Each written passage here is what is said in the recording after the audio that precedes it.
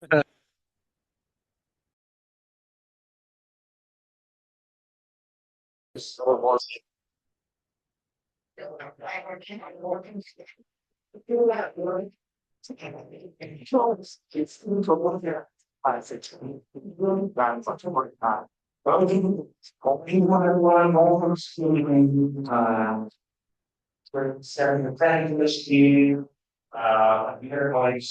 first make sure we are 40 for those online, which they are, and second, we'll do a call order. David and Woman, what do you by doing it? Oh, I mean, roll call, I said it. Yes. Alderwoman Sonia. Chair, Acting Chair Banton. Present. Commissioner Fowler. Present. Commissioner Hubbard. Present. Jorgensen. Present. Commissioner Miller. Yeah. Commissioner Williams. Not present. Commissioner Garmendia. Present. Over there, Schweitzer. Normal Chair Boaz. Present. And Mr. Bradley. You have one. Rush. We have a few items on the agenda today, including our marquee events, the presentation of PowerPoint, but first we will start with the approval of the minutes. Do I have a motion? Second. So the moved by Commissioner Miller, seconded by Commissioner Allen. All of this.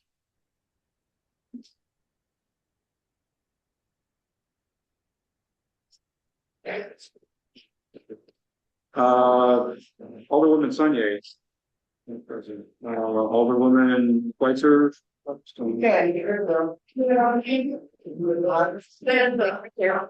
It's all call. Commissioner Banton. Aye. Commissioner Fowler. Aye. Commissioner Hubman. Aye. Commissioner Jorgensen. Aye. Commissioner Miller. Sir. Commissioner Williams. Not present. Commissioner Garmendia. Christina. Sorry, couldn't hear you. Aye. And Chair Boaz. Aye. Mr. Bradley. Abstain. And vote passes. Great, thank you very much. All right, and then we'll move to our first action item. First is the presentation of the neighborhood plan, which includes a public hearing. And for that, I will pass it over to Tony. Good evening, Chair Boaz. Good evening, planning commissioners, and good evening, everyone from North Point and me, everyone who supported us in the planning house. I am Jonathan Rocco, St. Louis planner and design agency, but I'm city planning executive.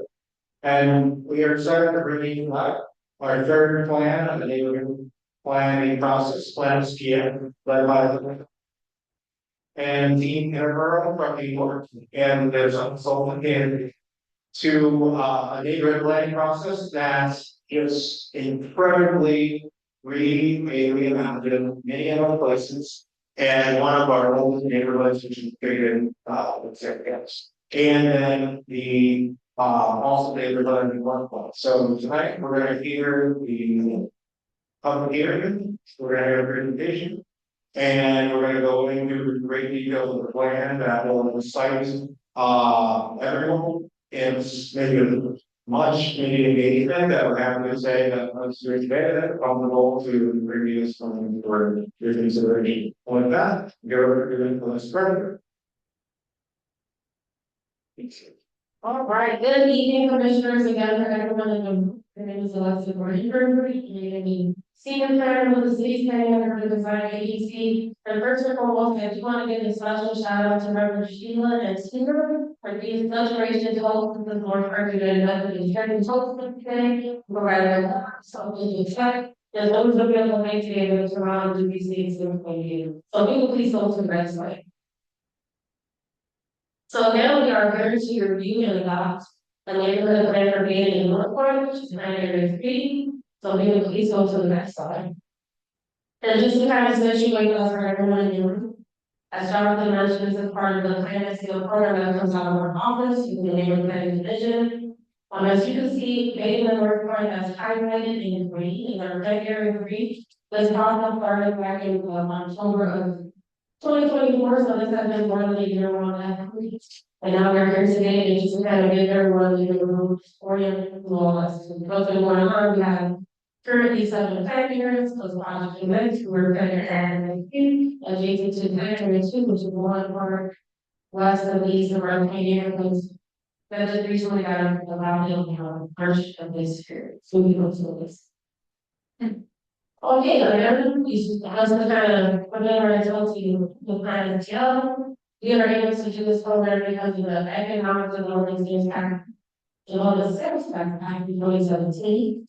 And you can folks who might be more, a little bit newer to the process if you're joining this day, especially in neighborhood families with solar and comprehensive plan. It guides local land use and revitalization, and green structures, everyone legal and every region will learn this process. It learns future projects.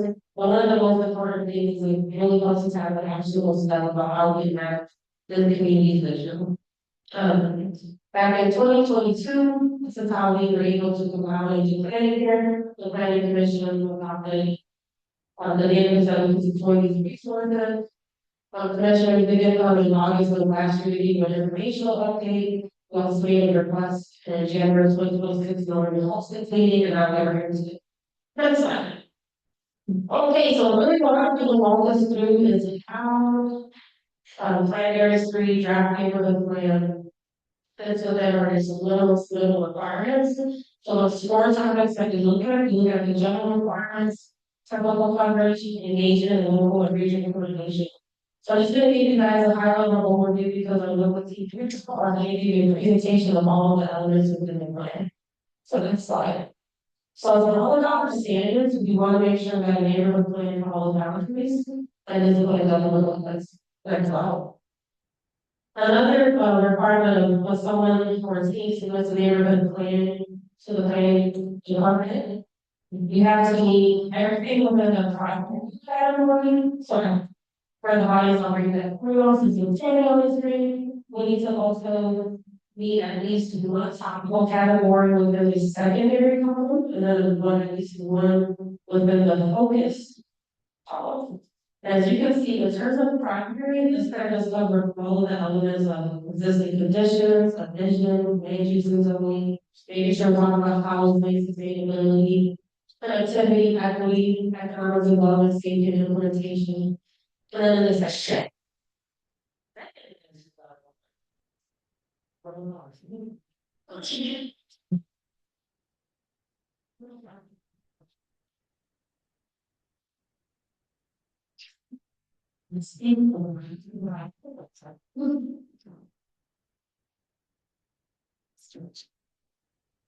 Yeah.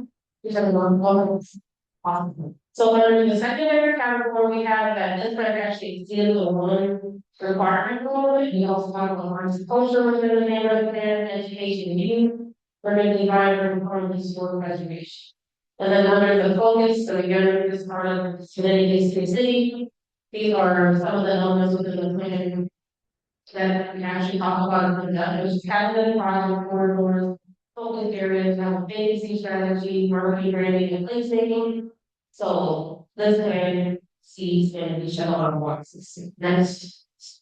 In terms of engagement, at minimum, according to policy standards, we need to have at least a steering committee, have public meetings about the plan, and also post this information on the website.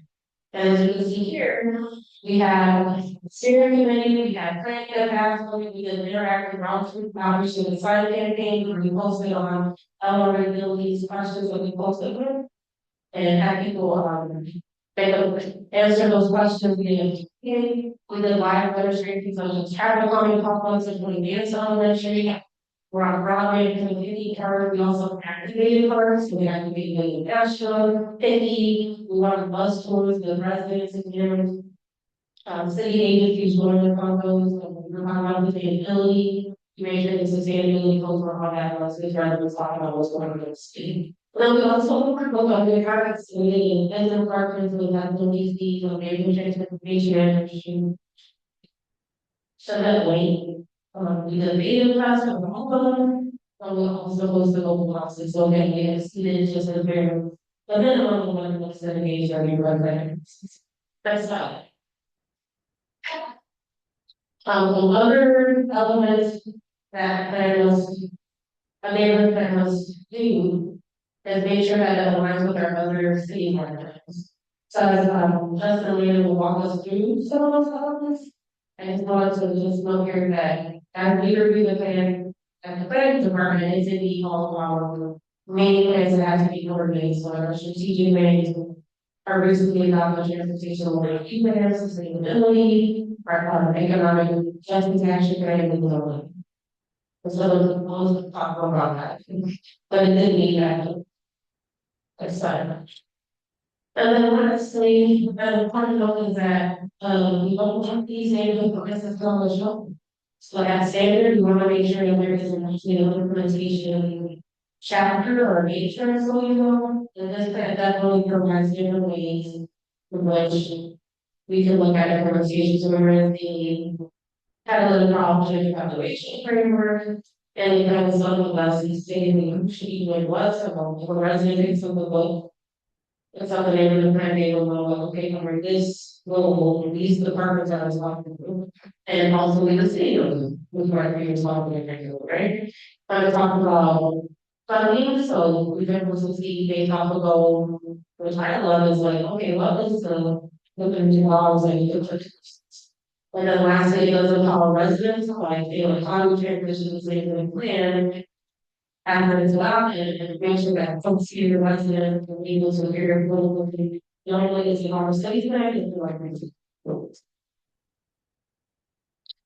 Lastly, we have to make sure that when we do this, that we follow all our public policy requirements. So we did this procedure right around our public hearing, we did make sure that we publish that in our digital notifications online. At the American Federal Society or all these, make sure all of that was posted.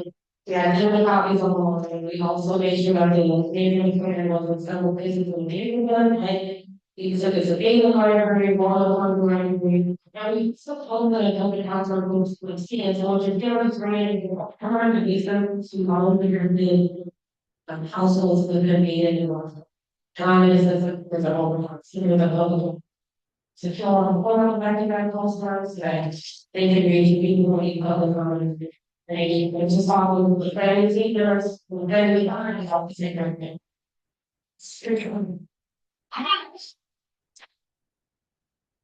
Okay, and now we're gonna turn around our seat. We're going to make it.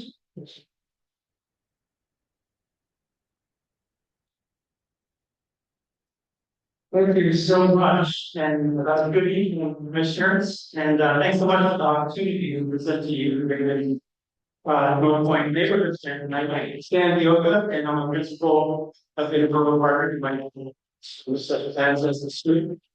We're the consultant on this planning effort on behalf of our whole team, which includes Key Strategic Group, Code Studio, TrailNet, and also our partners. In planning and design agency, I just want to share with genuine pleasure and privilege it's been to work on this plan. So Bacon and North Point are neighborhoods with incredible history, strong institutions, committed residents, and enormous potential throughout this process. We've met people who are deeply, who care deeply about these neighborhoods and who have continued to invest their time and energy, their creativity, their leadership into them, despite some very real challenges. And this plan is a reflection of their voices and their commitment. One thing I'm really proud of in this plan is just the depth of engagement that shaped the work. So over the course of the process, we held neighborhood planning committee meetings, workshops, walking tours, bus tours, stakeholder conversation, traffic calming project, and we heard from a lot of people who were kind enough to give us their input and share their aspirations for these two neighborhoods. And I think what emerged from all that was not just a list of projects, but really a very clear and compelling vision for the future of these neighborhoods that center on safety, reinvestment, housing, human space, mobility, culture, environmental resilience, and neighborhood pride. So I also, before I turn it over to Justin, just want to acknowledge the incredible collaboration with the city team. It's just a pleasure to work with Alexa and Jonathan and the whole team. They really, through this process, created a really good condition for thoughtful, ambitious, and community-centered planning efforts. And we're really grateful for that partnership. So with that, I'm going to turn things over to our project manager, Justin Butler, to walk the plan. Again, thank you all for having us this evening. Big thank you to Mark Garden for hosting us. Excited to share with you some of the content on the plan. Next slide, please. So we've divided up all the content. If you've seen it, it's a big document, there's a lot there. We've divided it up into these different sections. At the beginning, we have the introduction, the overview section explaining all the community engagement that went into it. Then we have the 6 core chapters, which are top. A lot of the content is overlapping, something about housing and vacancy may connect with economic development.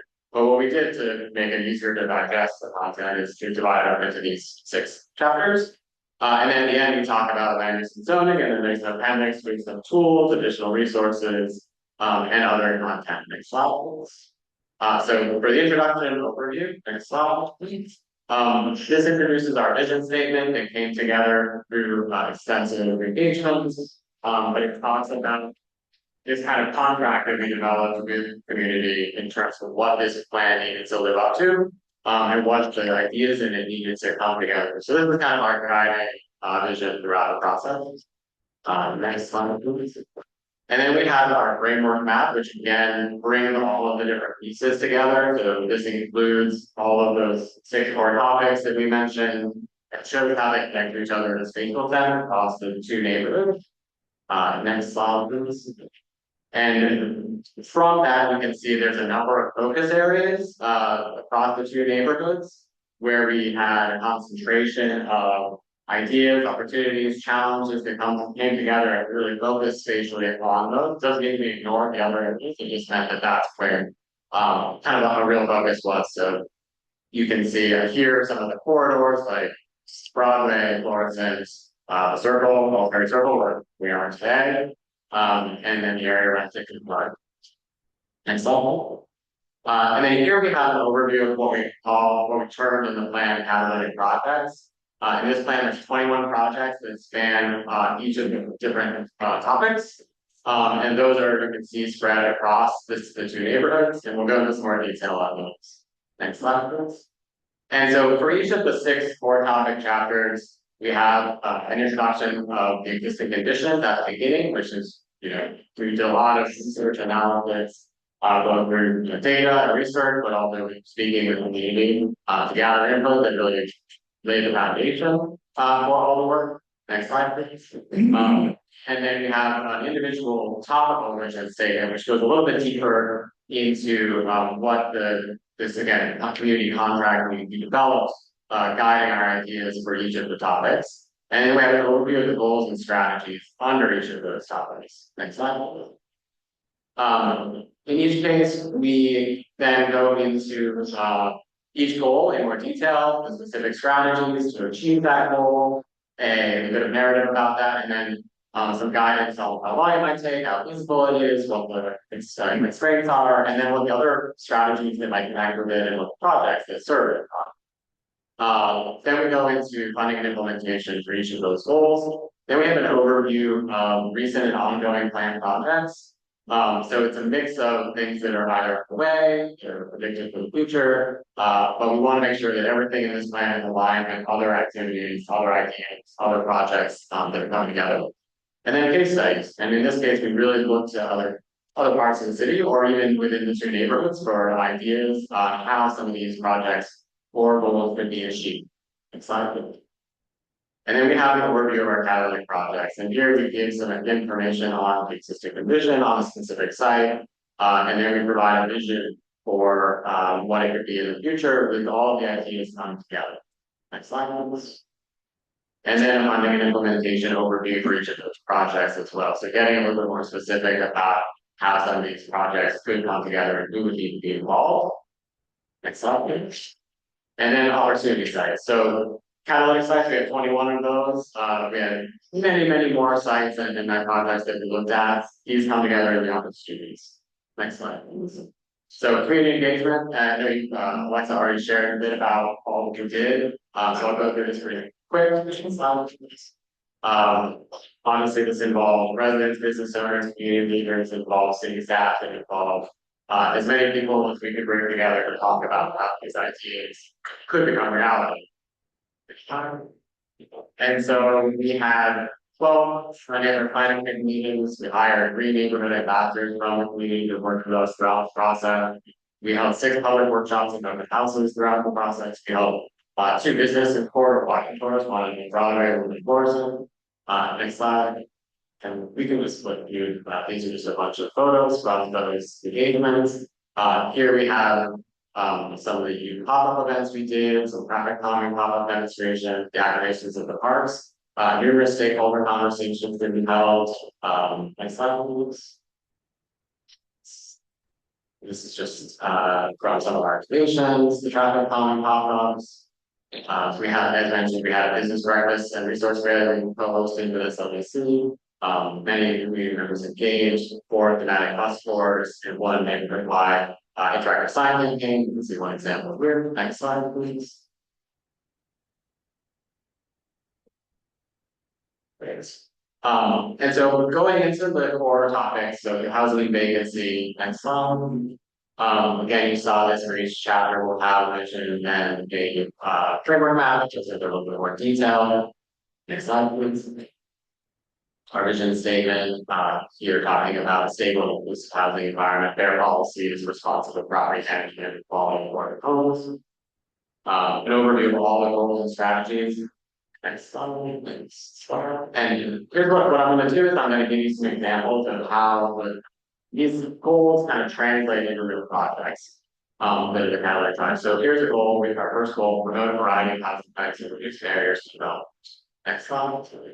So here's an example of one of our catalytic projects. This is looking at one of the largest vacant sites in the neighborhood, on North Broadway, and proposes one way to redevelop that site. And then, this is a vision for multi-unit housing, but at the scale of the neighborhood, and an activation of North Broadway. Next slide, please. Another goal under the housing and vacancy was about reducing vacancy and promoting responsible ownership. This is a site on the corner of Riverview and McLaren, where we proposed developing this vacant site. In the corner, you can see there's another alternative scenario vision, which we'll look at later. Next slide. The 6th goal: transforming vacant buildings and land use for productive. Next slide. Here you have the Broadway Triangle on Broadway and Sperry, where we have a mix of both the historic buildings, living building, to be historic buildings that ideally be conserved and redeveloped, along with some smaller scale vacant buildings that actually some of them have seen through movement since the process began, and then some vacant land as well, held by the LRA, prime location for development. And then transforming or removing vacant buildings to improve neighborhood vitality. So this gets a little bit more into the building. Next slide. So what we've done here is kind of bring together the vacancy strategy that was developed as part of this plan and look at a large or sort of a case study of sample area of the neighborhood and talk about how these different strategies could be deployed in one of the areas of highest vacancy, both a mix of vacant land and vacant buildings, and how they could be candidates for different strategies like sidewalk transfers, infill housing, consolidation and marketing for redevelopment. And so what we have here is kind of an example of how this can be developed over time. This is another case study area. So here we go into economic development. And again, we can pass through this quickly. We've got our vision and goals. Next slide. And an example, revitalizing neighborhood commercial corridors, this was really one of the top goals that came forward from every phase of engagement throughout the process. North Broadway, here you've got an area view looking at kind of a list of some of the work that's already been done and some of the ideas for the future, bringing all of that together into one long-term vision that you see all at once. And then here on West Florissant, again, the other corridor that we really focused on bringing a lot of these ideas together again in one. Fostering local business growth and quality job opportunities. Here's a intersection at Goodfellow and Florissant. Again, bringing together ideas, a mix of ideas, so plan projects like multi-use marathon tourism, redevelopment of some of the existing vacant land, and then some of the other ideas around urban calming, development, and branding and neighborhood. Increasing access to private food neighborhood serving retail. This is a site on North Broadway between two event spaces. This is about activating that vacant non-rental property. One way is potentially as a farmer's market, but as a space for community, of activating that land for potential temporary use, but also long-term use over time. Next slide. Transportation and mobility, and have our framework. We have our vision. Next slide. And then that goal here, improving traffic safety and common dangerous driver behavior. This is a huge challenge. So we look here at North Broadway, again, traffic calming measures, bringing all of those ideas together in one vision of improvement there on Broadway, but also you see some of the other projects in the background, redevelopment and the use of the bank, the theater building, some of the other properties. Some improving pedestrian mobility in major building. Some examples of some of the intersections where there's bus stops, where there's potential for streetscape improvements, beautification, and improvement of pedestrian safety. Improving access to safe and reliable public transportation. Example of an improved bus stop right next to the public library in Dayton. Again, pedestrian infrastructure improvements as well. And streetscape.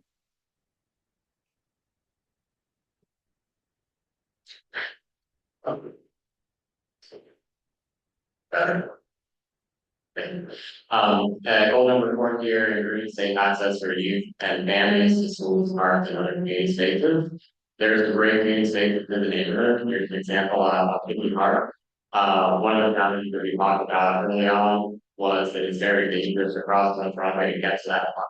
We ended up switching a traffic calming pop-up demonstration at this location, the Union Crosswalk. And this is an example of how that would be further developed, greater safer access to that park. And then just outside here, we did our second traffic calming pop-up between the elementary school and the Save a Lot across the street.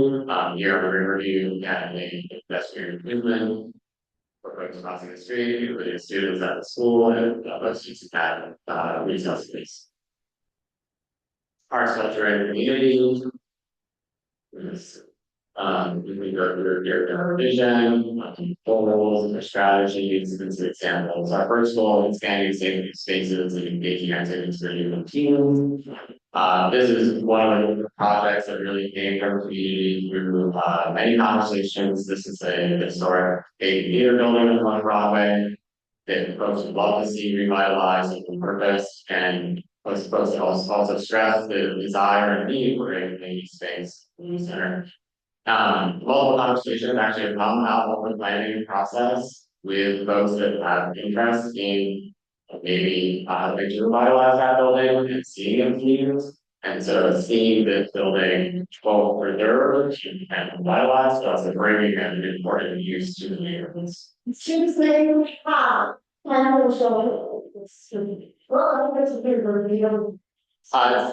Maiden Theater on North Broadway. It's a take.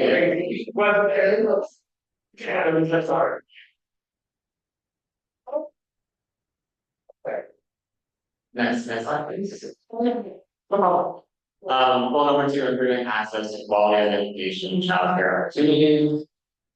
This is actually right across the street from where we are today. It's pretty slow. This is about taking the neighborhood's key assets and improving the green spaces and public space around it. Making it safer to get to, but also creating more amenities and public spaces for the neighborhood in general. Slide. And this is looking at the horizontal school down surrounding the floor, also again in the work. So massive parking lot there, the floods. This is an idea of bringing both green infrastructure, but also additional amenities, public spaces, recreation space. Next slide. Public spaces and elements, vision and goals. Yeah. Okay, operating and improving existing parks and public spaces. Here next slide, we look at again the public important existing park in the neighborhood, the park on North Broadway. The floods and there's flooding as well on Hall Street, and this is an example of improvements to the park that also address some of the sustainability and resilience functions in the area.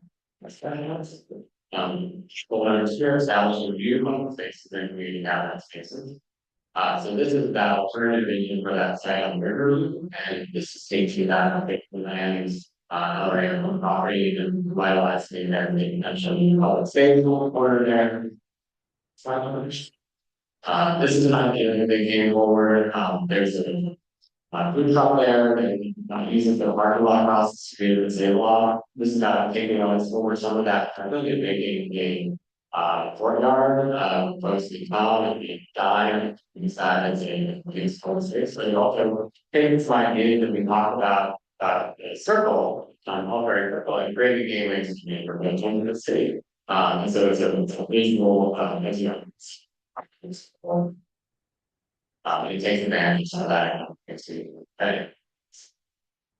then sustainability resilience. Next time.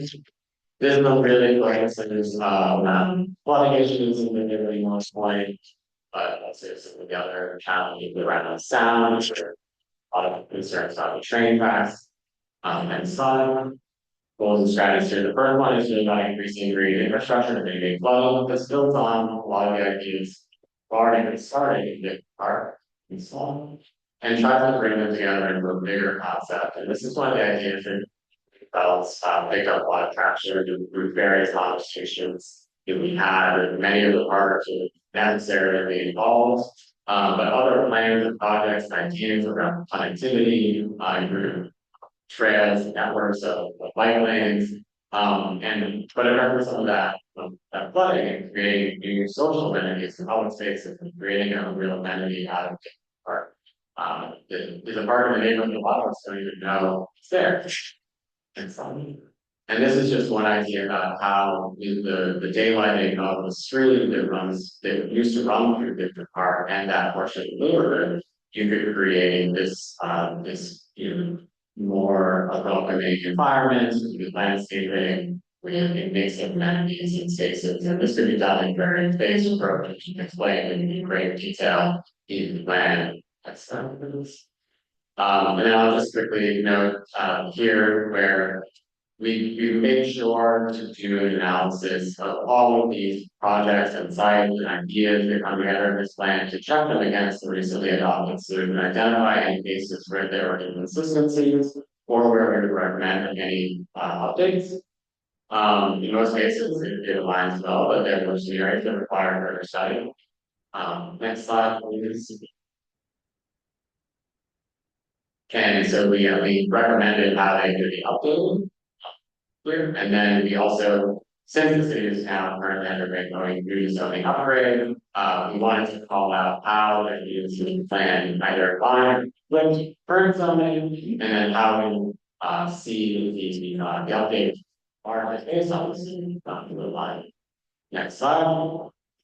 Thank you very much. That's a very quick overview of what is a 700-page document with a lot of these.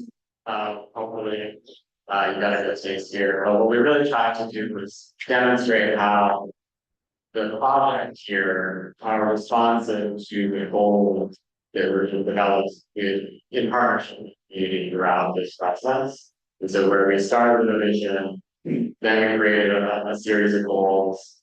Then we listed out a series of strategies to address and reach those goals. And then we picked out specific sites and projects that we felt we could serve and achieve those. In most cases, these projects would address many goals in the time. And then we tried to start conversations around them, like the different departments brought together stakeholders like MSC. It would be essential to see that project moving forward. And we started having those conversations. So, thank you.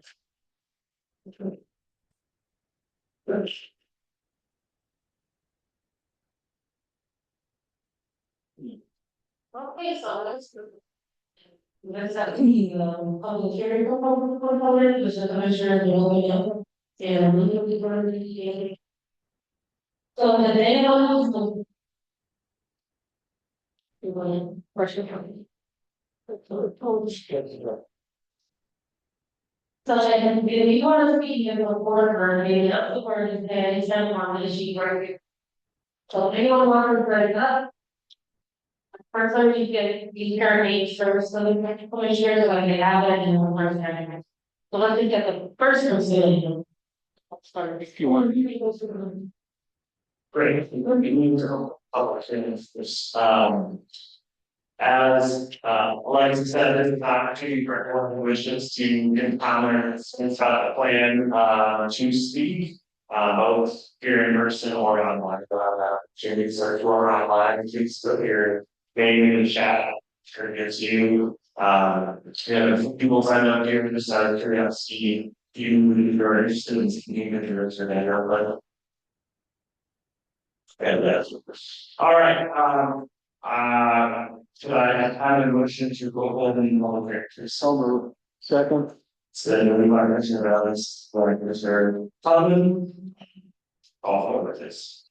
Does Alderwoman Schweitzer join us? Yeah. There is Alderwoman Sonia. Yes, she is. That's well. Sonia. So Alderwoman Sonia.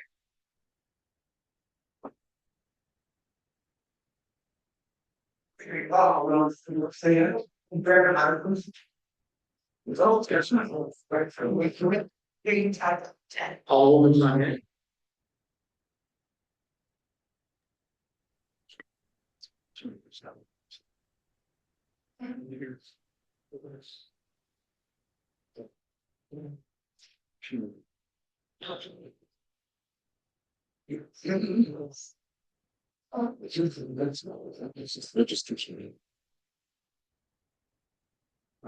Commissioner Bradley. Aye. Commissioner Howard. Aye. Commissioner Garland. Aye. Commissioner Allen. Aye. Commissioner Jordan. Aye. Commissioner Miller. Aye. Commissioner Wilmer. Chair Boas. Acting. Aye. And then adding to. Aye. Let's test people. Great, thank you very much. I will send this same sheet back out of the audience, and while I do that, could we please have Marcy Hudson, is that right? Yes.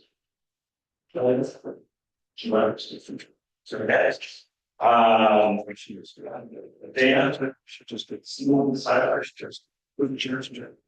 So I could not build a house, well, it's my so. I just mentioned this to him. Everything stays stable, try your rest of your thing. Can you hear me now? My name is Dave Starr, 20-year resident and mixed use building and I'm the resident. I just been in this landfill and from the bush to pretty consistent with your other things that are true. I think the plan does really good job of integrating the input using the community has. I think the plan does a good job of integrating the feedback from the community. Everybody didn't get what they wanted, but that never happens, right? the thing that concerns me about, and I would really urge this, Josh. The thing that concerns me is I would like to see you look up from the city and every well, to look at the plan when they're taking action. And that includes every level from the building inspector who is looking at somebody's occupancy. From the street guy is looking at where the paint started going. It only works if we have that level of community to this. Otherwise it's really documented, the rules on very again, or whatever it is. And I've just seen, I've 72, and I've seen the one level picture. I've seen an awful lot of this kind of stuff done. Sometimes really beautiful, I think this one is really well. But if you don't follow through, and everybody from the secretary and janitor, the commanding department is on board with it. I hope you all have really good information to meet some help, because that's all you're looking. Okay, thank you.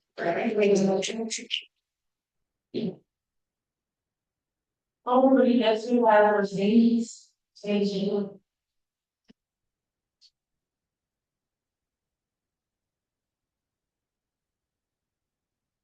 Evening, everyone, can you hear me? Okay. I'd like to know, all stakeholders are resident in Bayview, River, North Point. Okay, the first is the turnout for our meeting. I stand here as a resident, I stand here as an employee of the Pine Blue, and here as the president of the Revitalization Bayview Association. And I wanted to commend the partnership that we had with the planning group as well as the city partners. They know, because we work closely together on other issues throughout Bayview. And this is one of our strong desires to see Bayview become a thriving community. We have dynamic architecture. We have exceptional residents, exceptional neighbors that have been here 20 plus. I've been here over 20 years myself. And most of my neighbors have also been here 20, 30 years plus. And they're the I designed to be here in my neighborhood. I do enjoy the opportunity to see there's hope for this out for this area as well. I'm very hopeful that this plan comes into action and you collaborative engagement across community groups with the city, business owners, key stakeholders that are not residents of the community, but we also want to be included. One thing that moved me was that I spoke with someone in the city that asked where was Bayview. And I say that I live on the corner side of the city. You know, we're forgotten opportunity. You know, I brought politicians that were running for offices. I brought utility companies to assist residents in the community through their community meetings. So we are as residents really trying, you know, to make our neighborhood look so designed. We had that opportunity when we did the Bayview Fest that had not been facilitated in a couple of years. We had approximately 21 vendors or community partners that came to the area. As well as the big initiative, we're very glad to support this. We had Korea that's very instrumental in Bayview as well as we have inspired as far as food modification programs. We've done tree planting initiative, green and greener. That Prince unified the Bayview County Park, which is on the corner of North Broadway and North Broadway and Slicer. We have monthly meetings, and we are really trying to take our election areas. And we are very much key stakeholders looking forward to this dream and our dreams coming to fruition.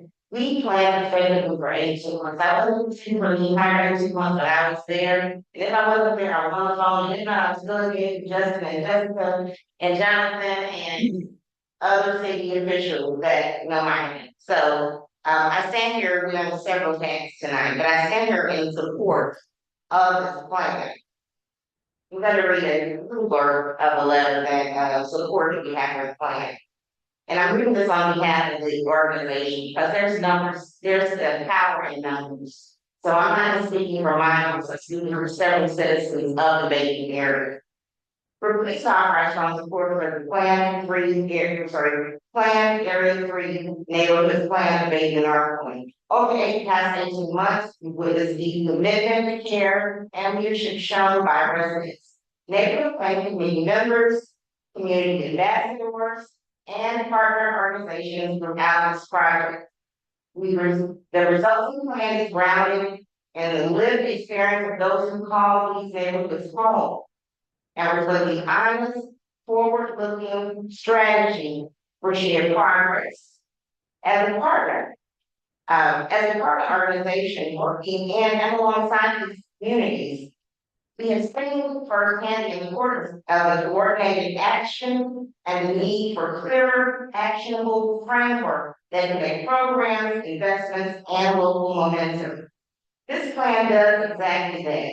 It builds on decades of community leadership, elevates neighborhood priorities, identifies community sense of engagement, and provides a practical roadmap for how to assess stabilization, address vacancy, economic development, mobility, and access to arts, historic preservation, community services, and long-term resilience. We support the plan because it centers on residents' leadership, community ownership, and transparent engagement. It provides clear, block level, and border level recommendations that can be implemented by the city departments, community partners, local organizations, and neighbors all working together.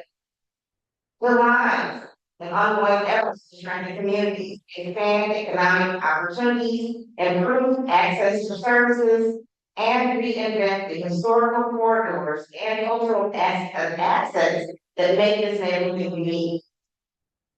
It offers timely and necessary framework for both new development and rehabilitation of existing structures. Ensures that the investment honors the community's vision and long-term goals. We definitely stand with this plan. And if we check out the plan in its entirety, we're certainly looking for those components or aspects of the plan that we can make actionable and provide them identify time. Sorry. Thanks for listening.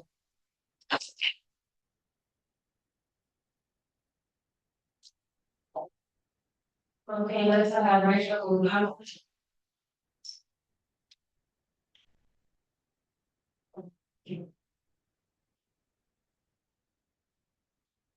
Hear me?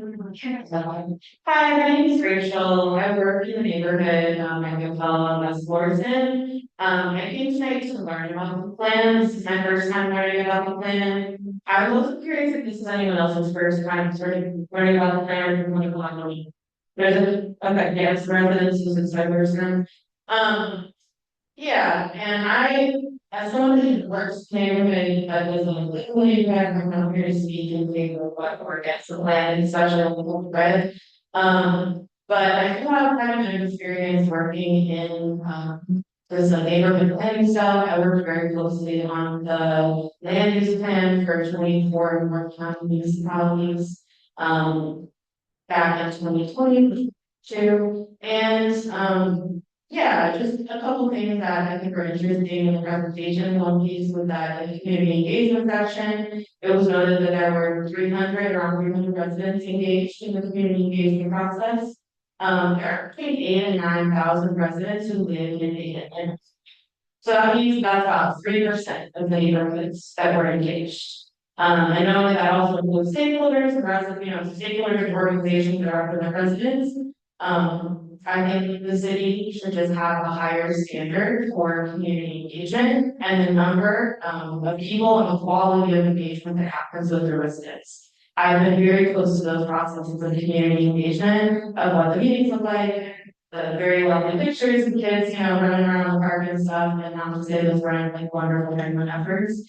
But 3% of the neighborhood and a good number of folks here tonight who is their first time hearing about just seems like the process is moving fast, and to have a public hearing possibly on the same day where they're making a vote on the plan seems to be moving quickly. So And that's pretty much all I wanted to say. I feel very, I'm blessed to be working in this neighborhood and my organization, our Shady Chemicals, has deep ongoing relationships, particularly with the neighborhood. We're excited to get to know our neighbors more, and want to support what the neighbors want. And I think that if you only talk to 3% of folks in the neighborhood, you might not get a full picture of what you go into a neighborhood plan. So, yeah, it's.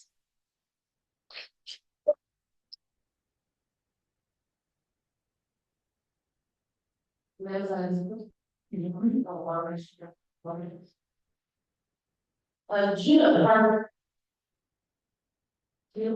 Yeah.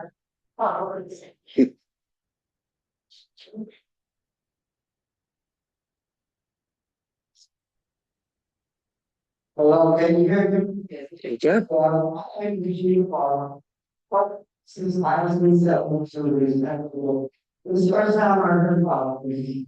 I am involved in community as far as the set of your here's the shows. I'm really was some of them were meetings that we had like and they were like that has all this why I know the other was what the problem is when the first lady came up and she mentioned about area belongings, about all agency, I agree with that. One of the problems I had a good problem having to do with community service, and I don't like, I don't know, when we do the job, I think we're the class and that. But the problem we have now is they were the one who how to give some of the other things that is wrong from that area. Is that our trash company, the trash company, we all over the neighborhood, Tuesday morning, go out on the porch. So the trash can gets ready. You still stench in the neighborhood. As you people leave here today, at the streets as you go down the street, see the trail of leadership that's gotten the last 2 weeks. They got up to the place where they took their particular truck off. Because that particular truck will leave past and homes and they're developing trash. And it's really like the whole neighborhood. So that is really good. It's easy to travel out the roads to me. And so I just really want to work for I know things that you just want to teach you, see what's wrong, see the lies of God, see if everything is going wrong. I go behind the driver person, and I just go there around the rest of the state kitchen. You see me before with the whatever we off. Yeah, since the little house, all the strength. It was a baby's there. And I had to go to the mayor and order to be able to stop. He put it all about, oh God, once. I don't think it happened. Just look at the streets that you go, I have to say about before this particular week. But it's like, we can't even do this. Here. See, I'm here so much without dirty. And some things we've seen of the rules of the good of the song spirit, from the way it goes. The streets are some they don't think they stop. Maybe pop, change to every way. I'm here, so I get them control. Oh, I have to find that you guys can't remember that when I come, they want you to have it all right. So, he said that he still doesn't have a video. When we get it on such a birthday, and then it came down to change that. 4 months. Before they got, and then you see God. So we just go like that. Let's go with the city on track. So basically, where there needed to be whatever term made on these, because it's a simple thing. The problem could be enough, and they just keep transferring this to and they just making well, playing a lot. And that's what they all can take out in some way. Meanwhile, it's not getting done. And so, I have to, not really about so new, more thing, do South Township, like young lady said, so the ball. So, I went, because I'm more somebody to be there with going, with their compulsion, what I mean, you saw him, I mean, you saw fast version of it. And like some people didn't even know about the movie theaters. That's not what we have. We have working both sides of the way, and they have another street. Kind of have parts, there's problems, right? It's wrong, right? You kind of like, what we look at it. So we were running that in the association that used to be over there, but my neighbors, they would go to the good neighbors, they would be up. When they were going to the first year of we actually had neighbors that was riding around two neighbors that the neighbors would watch. And the neighbors would watch were local neighbors, and they would control the own songs. And so, we had it, we had two conversations.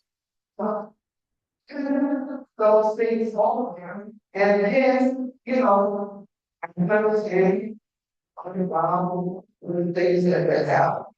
They would change, this name, we really change. I say we did a 50 years, okay, so our kids about 50 years. Of even the neighbors want to die, or go or something, and then, about 50 years. So I don't know what really has. This is the worst, the world changeover that I see. I have never, houses on my street, expected. We have people coming in here, everybody on the story, coming in here, Calvin, stuff, you made a section 8. I got laid down, there's no option, friends are not lying, those I don't blame my neighbor, he still, or she, having come over in the house, and the grass and all that. So she said, oh, we sit there forever, I don't know, and say, okay, absolutely. And the they don't move correct, you back to somebody start something. When you guys all night long and they're like or something you get because you don't feel the bad stuff. So I said it's not something. So I said why I got really confused. It's all a little bit better. But they still allow us out the one time over. You charge $200 for little bit bread. You need $200 bread because you're cutting it, you're not breaking it, you're not really us as all was over here. We got it. But when you get somebody that's not, then that's all we have. We're not, it was, right? She's really not true. So that's all I have to say. If the government's all trying to get my pet peeve right now is the trash. And whoever works in that agency, you will be here, you will be here, you can ask him about it. And as you be good, you can look at all right now in your little city. So I hope that you see how to do. Thank you very much.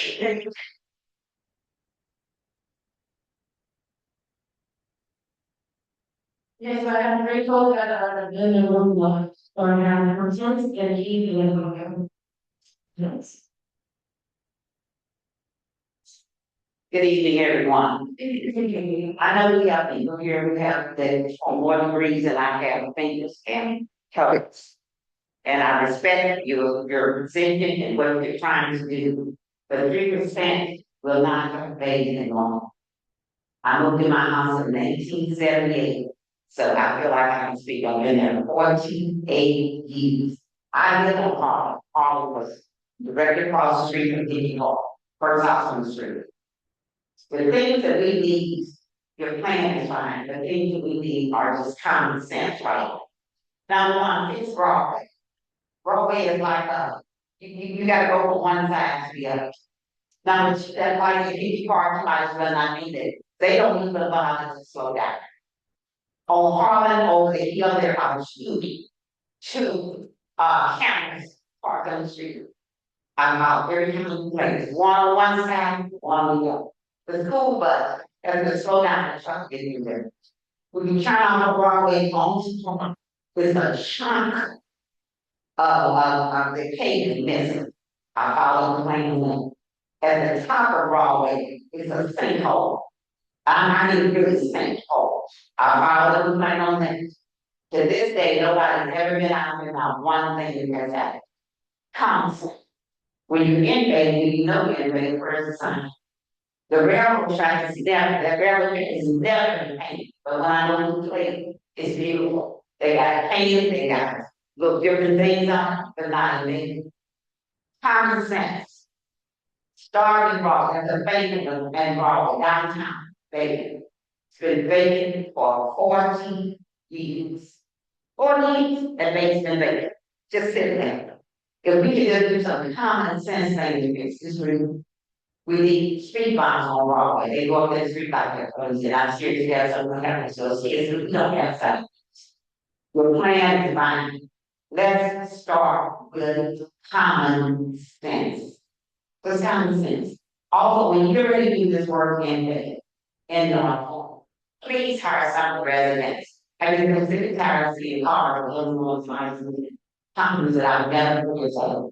Need to use some of the communities that are located in these two areas.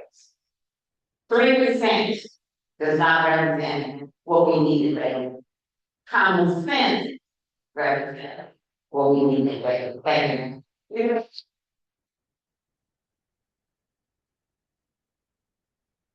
That's how I was calling.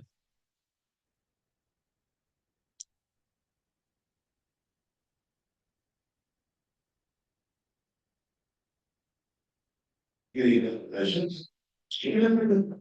Said, my name is Keith Paul. Been a resident of North of my neighborhood since 1982. Prior to that, I attended high school in Northwest. In grade school at Walnut Park. Many of the activities we engaged in for those students was the big. So I've been familiar with this area for a long time. And I'm now president of North Point neighborhood. We were established in Scotland. And he had hosted landing school and playing in several times. We've also understood that our city defenders is a good that. Like that. I followed the neighborhood plan that's since developed. Because I really participated as much as I would like, because I had a different focus. Now that there's a plan, you can feel the plan. What I've been most concerned about as a resident, is not so much what we want, but what the marketplace wants. Because I don't think room is for people who are want to invest dollars in commercial buildings, businesses, simple. So I think what we have to do is be flexible with people, with companies, our interests, and be prepared to get as much as we can of whatever we want when people get something to all of us. That's what I had to say. Thank you for listening.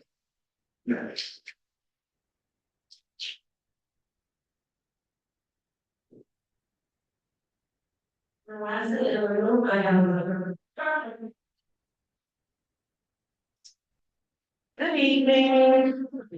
My name is Ty, everyone, you can say it, please, and like I can tell them to you.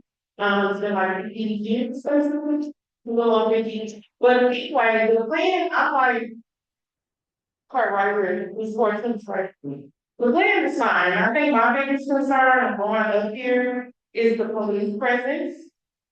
And so when you all decide that you want to like make things better and make the community a community and make people feel welcome and they can come outside their homes and do everything, there has to be some sort of police presence. The police place is over on Union. Like, so if they're gonna make, have you thought about maybe putting like a substation somewhere over here in our community so we have access? I called the police for some, it took them 30 minutes to come. And they wanted to like go to the police. So I'm just simply stating, I like the plan, I know you're gonna be going to different places to get funding for this and that, but I really would like to know where is the city on providing the protection for our people and for our kids to even enjoy the things that you all are trying to bring to our neighborhoods. And then my other thing is, listen, I know the homeless is gonna be there. But we have a big homeless problem over here around the circle, so are we gonna try to figure out where they need to go so we can enjoy these things and these things are not destroyed? Because the one thing I want is to bring something in and it's flooded and it looks nice and pretty and then all of a sudden we can't enjoy it. So plan is great, but please make sure we're protecting what you are bringing in. Thank you. So that was that early in the rooms there. Sure. So. Yeah, go ahead. So everything was checked. Down 3 houses, maybe not up to 7. I know we buy houses in land tax here downtown. Fix them, and I sell them to not to investors, but to homeowners to understand that. And I'm a great fan of plans and hearing all that good stuff, but I also know nothing comes without the money. As the money allocated, where it's coming from, how crazy money can be stolen. And this is my first meeting, so I'm also maybe talk about it already, but if anybody has any answers on where it comes from, how much it's gonna take, what it's like being used, I'd like to know.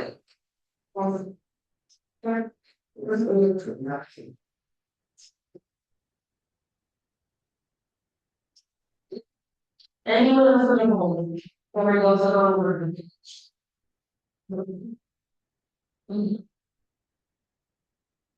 I'm just. Please state your name, volunteer for working.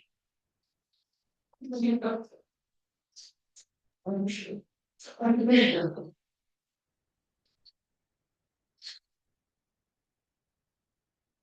Well, my name is Diana Broadway, and I'm a business owner in the Bay community. And the gentleman that just spoke, that's my main concern. Once this plan is implemented, because we do need to drive more businesses and, engagement in the community. Once this plan is implemented, where are the funding sources coming from? And how long will this plan sit? And who's going to make sure that this plan is implemented? Even if everything is not implemented at once, when the plan is sit on the shelf, because it's, I'm like, hey, funding gotta come from somewhere. And so if the plan sits too long, things change, market change. So then we have to adopt a new plan.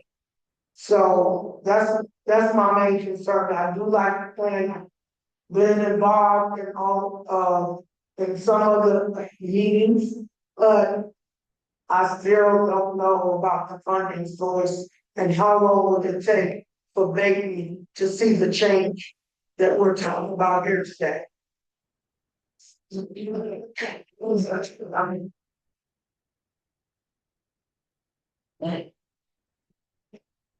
Great, and just a point of clarification, so this time is devoted to hearing members of the public speak and give their concerns. There are taking notes that are listed there. Said here, by members of the city or writing to backups to address some of these concerns when it comes time to commissioner questions. So we're not ignoring all the good things that everyone's been saying here. It's just this time is devoted to hear you all, and we'll address that in the next sentence. So, you got any folks online? No folks online. All right. Well, great. With that, when students joining us online, so we get the approach to close the public hearing or approaching close the public hearing for this summer. So, been moved by Commissioner Brown, second by Commissioner Miller. All over this. Alderwoman Schweitzer. Thank you. I appreciate the time today. I am mostly just listening to the comment and presentation from here. And yes, thank you. I will yield my time. This is a vote to close the public.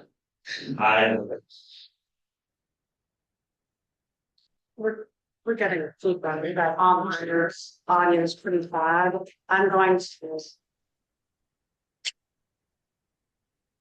use the chat to make sure we know where we are in this.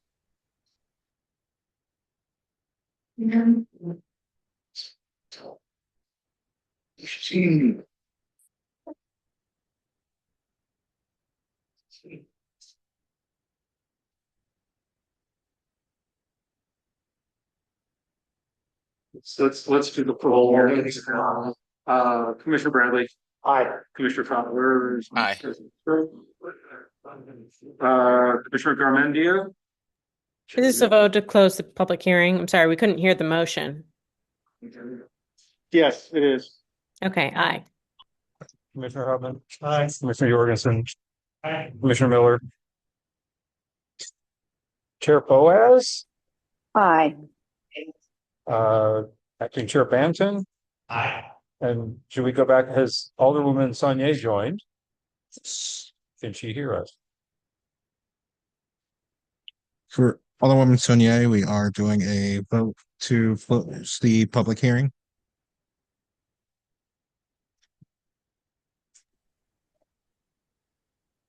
All right, with that, we'll have to close the public hearing.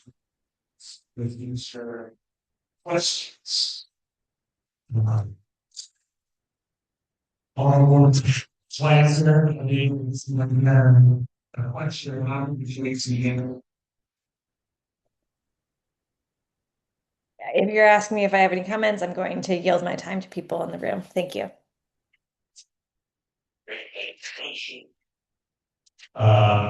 We will start this 17 and just go down. So, would you raise? I don't know.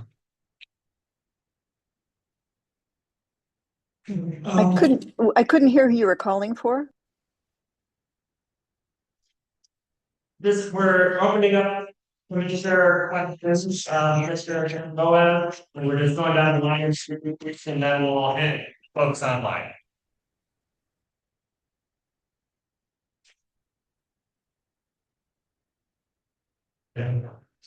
Okay, I have a couple questions. So, talk a little bit about efforts to reach out to get participation. I know it's done a few of these times, and we have a pretty sense of outreach, better getting involved, and like I said, talk a little bit about that.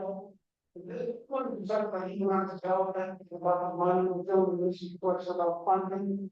So we've done 3 of these plans, and how many more done? At least 8 or 9. Yeah, so that issue always comes up. And one of the things I like about this plan, and I'm gonna ask a question about it, is there's a lot of partners that are listed in the document who have some resource. Some of them not money, some of them are their location, but they have resources and they're committed to working on various aspects of the plan.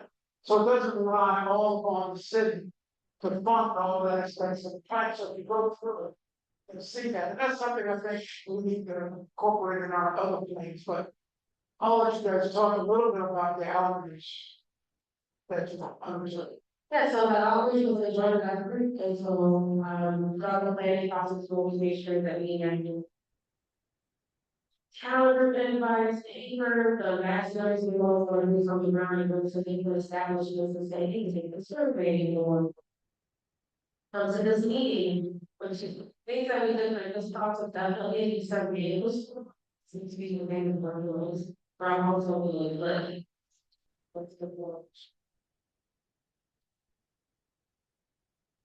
Sure. Thank you. Yeah, we provided just the very highest level overview of the engagement tonight. We really wanted to focus on elements of the plan. My notes about the problem.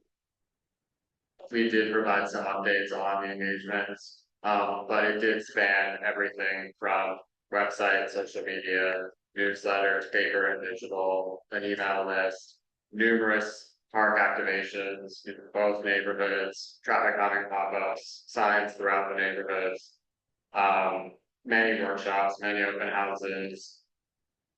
Members of the community were hired as ambassadors to help act as members of the team and go door to door. We did walking tours where we canvassed throughout the neighborhood. We did pop-ups at other events. We attended many of the existing neighborhood association meetings as representatives to try to get more word out. I will say that one of the things that came up at the very first couple of workshops and meetings that we had was that folks in Baden and North Point expressed challenges in connecting with one another, and that the lack of kind of a network or a kind of an infrastructure. And so we really tried to build on the infrastructure that existed through the neighborhood associations, through the churches and the schools, through the library. But there are folks in the neighborhood that are part of some of those groups. And yeah, we couldn't reach everyone, of course. There are folks that in the last open house that we had were hearing about it for the first time, and we were thrilled to be able to speak with them and reach them. I'm of course sad that some of the folks here tonight that are just hearing about it, but I'm so glad that you're hearing about it now. And hopefully going forward, you could be a part of the process of the implementation and the realization of the projects and ideas in this plan. To the point of the lack of infrastructure, that one of the things that we kind of took on as part of this project was also to try to build up a directory, a community directory. That was something that came up as an idea. They were like, we don't know how to get in touch with each other, and this is something that we would like to see developed. And that's something that we have started to try to list up. And we will hand off a lot of that infrastructure to the neighborhood associations, to the planning department, to SLDC, to neighborhood improvement specialists, to other members of the community to keep that going forward, so that they continue to build on the connections that we made. And then many connections need to still be built. Okay, thanks on that director question. I have a question about in the back of the document, the implementation, you have connected catalytic projects with agencies and then individuals who are also not individuals, but organizations, the cities included. How did you come up with that? All of those different entities are to identify. Yeah, it's a great question. In some cases, I would say it's just based on certain requirements that we know. For one site, whoever built that site, that's an important stakeholder in the community development project, whether it's a private property owner, whether it's the LRA, whether it's another organization or entity, if it's a school or other property. In another case, if there is, the neighbor associations, which are, one of the key these projects, there's just sort of a, expectation. If it's a streets project, of course, streets department needs to be, if it's a parks project, so there's that category. Then there's the category of organizations or entities that we had conversations with throughout the planning process that expressed an interest in the project, that felt that they may need a potential champion moving forward for the project or play some role in it going forward.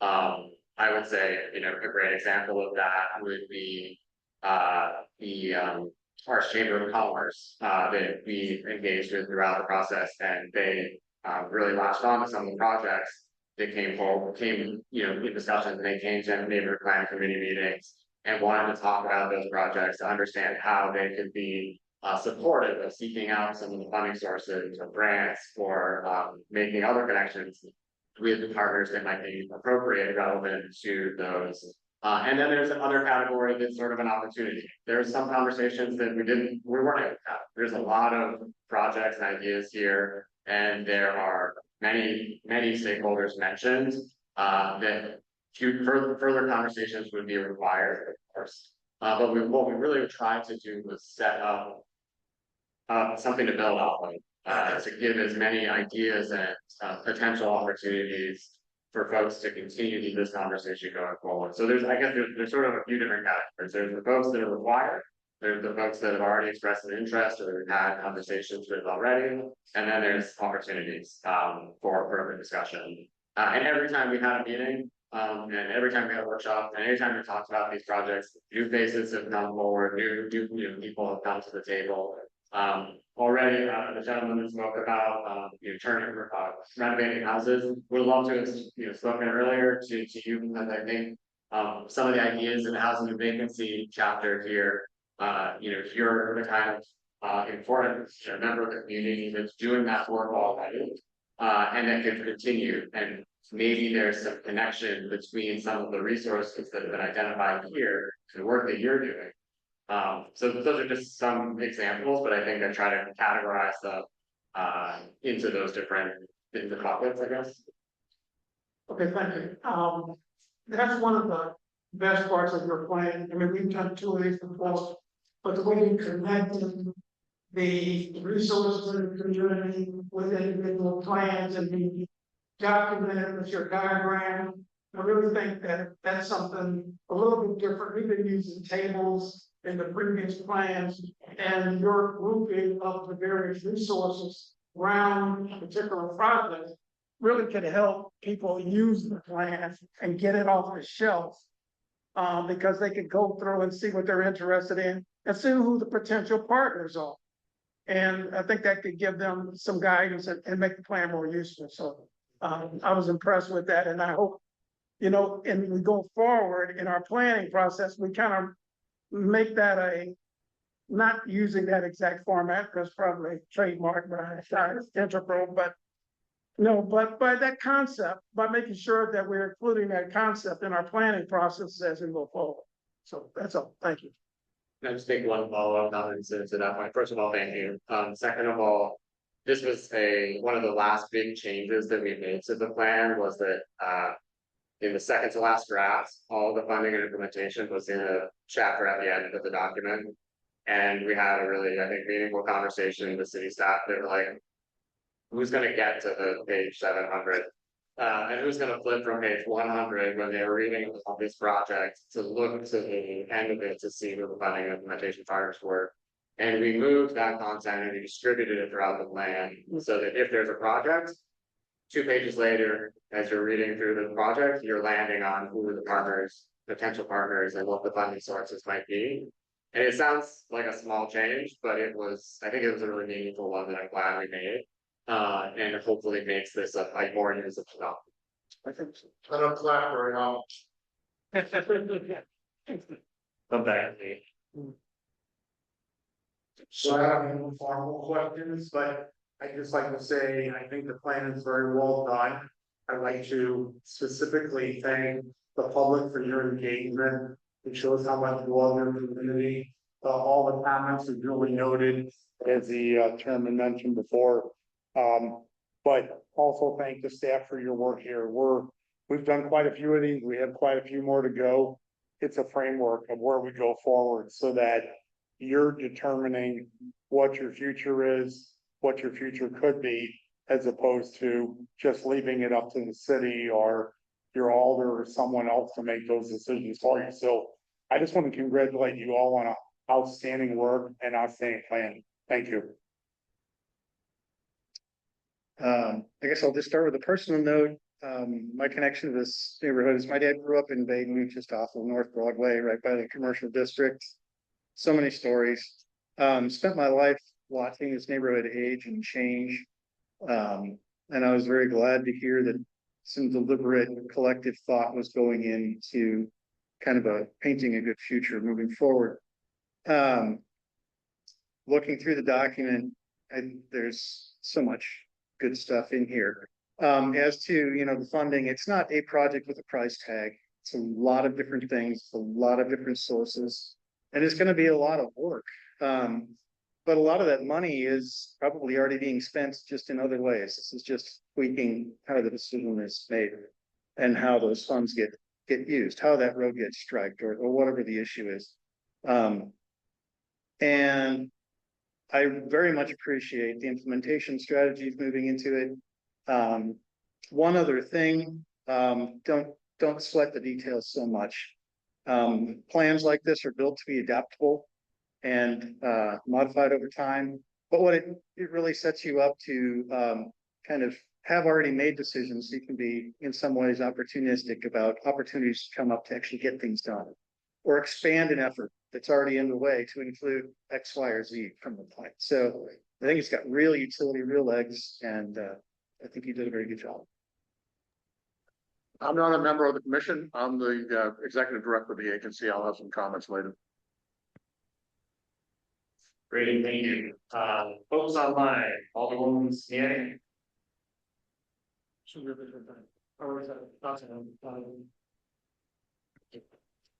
Commissioner Boaz. I don't think I have anything to add, but to echo the previous comments, just to really thank staff, thank the consultants, thank most of all, the neighborhood residents that made this plan a reality. Look forward to seeing it implemented. Commissioner Garmendia. Yes, thank you. And thank you for the great comments of my fellow commissioners. I think what we can see online is a lot of community representation, and what I think is amazing about your neighborhood plan is, as you know, you may not hear about every meeting or every opportunity, and this neighborhood plan is a combination and amalgamation of many meetings, right? So it's a much better perspective of what residents in your community, the challenges they see and the opportunities they see. So, and it's a really important document to take action on, for the city to take action, for private developers, for philanthropy, for many people. So I'm really excited to vote on, passing this plan so that it doesn't sit on a shelf, that it is, we have plans to use these plans to guide investments from the city. So I just wanted to thank everyone involved. The staff, I think, did a great job. We saw a preview of this plan a couple planning commission meetings ago, and I was excited then, and I'm excited now. So thank you all for your work. And a beautiful location from what I can see. What a beautiful venue. What a beautiful church. You're blessed to have such an asset in your community. So thank you. Mr. Fowler. I'll try to be brief because I know I'm online. I want to say thanks staff for working on this. Thanks consultants. And lastly, thanks for the public that showed up in the room. This is really what we need. We need more public engagement. I know that was a piece that came up. It's really hard to do, but I'm happy that the public showed up for this. I just have one clarifying question. Commissioner Garmendia and also Commissioner Hubman kind of hit on this, and it's really for staff. Maybe Miriam or Jonathan can answer this, but I think it helps the public to kind of understand, or maybe this wasn't talked about more. I see this as working for developers a little bit, as where these plans get implemented and how they kind of help answer some questions that developers want to know, like setbacks and what the community wants in their neighborhood. So the general question to Miriam, and maybe you can help me here, is just to answer for the public, what is the Planning Commission's role when these plans are put in place, and how do we use these to kind of hold developers, hold everyone, even the city, accountable for new development in this neighborhood? Yeah, I can.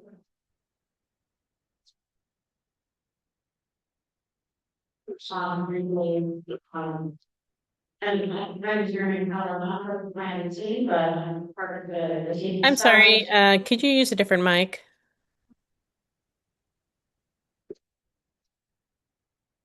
Let me try. I'll do this. This one seemed like it was working. Yes, Saul.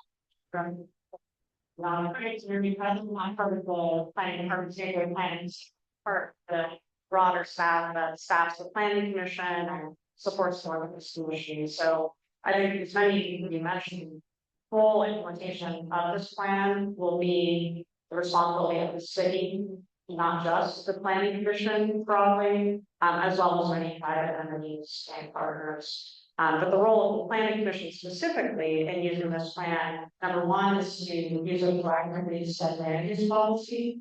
We're currently updating the city zoning code, which is a long process, but we will be reviewing this plan in detail to make sure we have the city zoning policy helps support the vision of this plan rather than cross purposes or misalignment.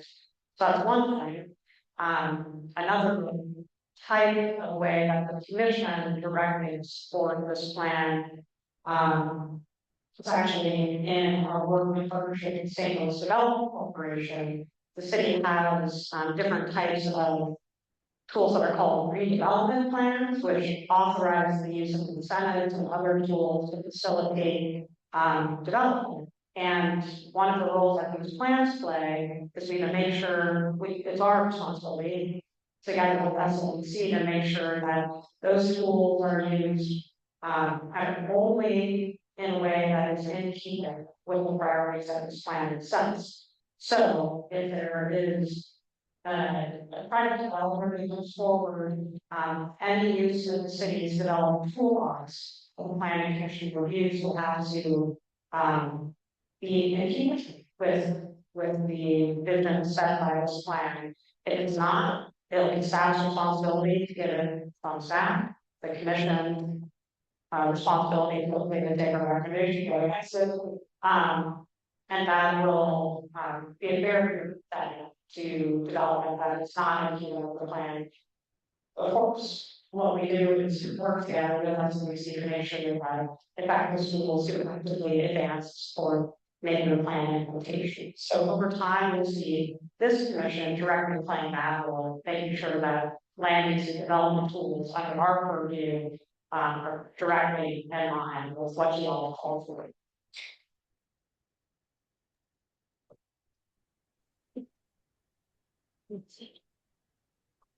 Thank you very much.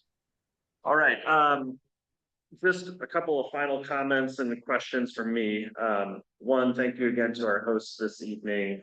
It's a beautiful space. I always love adopting these plans in the neighborhood that they're featuring. It's a great way for us at the Planning Commission to see the neighborhood and really, meet the community where they're at. So thank you again for hosting us. I think the big topic here tonight that we've heard from a lot of members of the community has been implementation and funding of the plan, which is a critical aspect. One, I want to make sure that the community knows that there is currently a debate at the Board of Aldermen on how to allocate a significant amount of funding, the RAM settlement funding dollars, and a portion of that is currently slated to go towards implementation of these neighborhood plans in North City.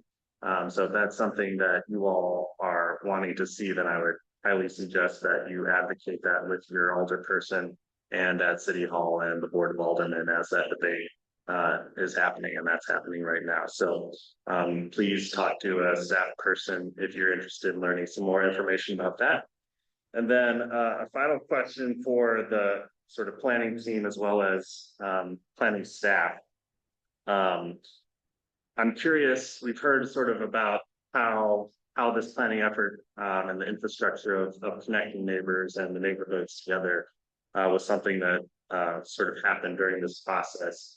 How would you, the implementation of these plans, I think oftentimes relies on the organizing efforts and having a champion, one to know when funding is available, how to apply for that funding, who to talk to, and without proper organization or those champions, that becomes even more difficult. So in your time here in the neighborhood, would you say that there's that infrastructure that exists here already, or is that something that this plan identifies?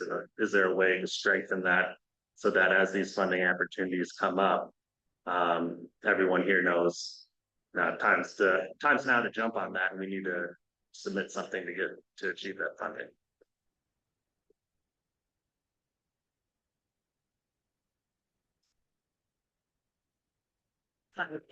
Oh, no, it's just. Yeah.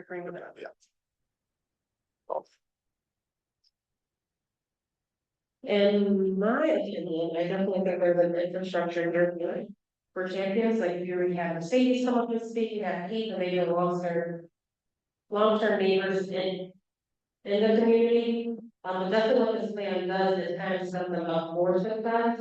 But we're definitely working on programs within the office within finance to be able to build capacity, build champions. We're also always connecting with our city departments, making that we can carry things forward. So like kind of building collaboratives within the office. I don't know if that's direct answer your question. I think so. And then I would say that there's a great start and there's still more work to do from both sides. One of the, I think, really meaningful experiences that we had as part of this process.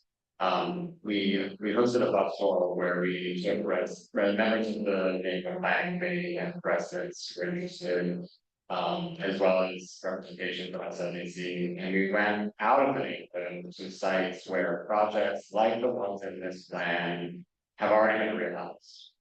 And we made an effort to meet with partners, implementation partners, neighborhood associations, other folks that were involved in the realization of those projects, so that we could have members of the community hear from them how they did it. And I think watching those conversations happen, there were a lot of light bulbs that went off, and there were a lot of, oh, that's how we could do this. And I think I learned a lot during that tour. And I think more of that was a start. I think it was a really productive event. And I think that more of that would go a long way. And I think, I don't know, now I'm just kind of giving ideas, but I think within all the neighborhood planning that's happening right now, providing training, capacity building on translating these plans, because there's a lot of amazing planning happening right now, into reality, can go. I think it's a real opportunity. And I think that there's the eagerness from community to do that, to get more ideas on how to do it, to be better informed, to hear more information on when funding is coming along and how to go after it. And I think there's organizations that exist to support that. And I think that, yeah, I think there's a lot of potential build up.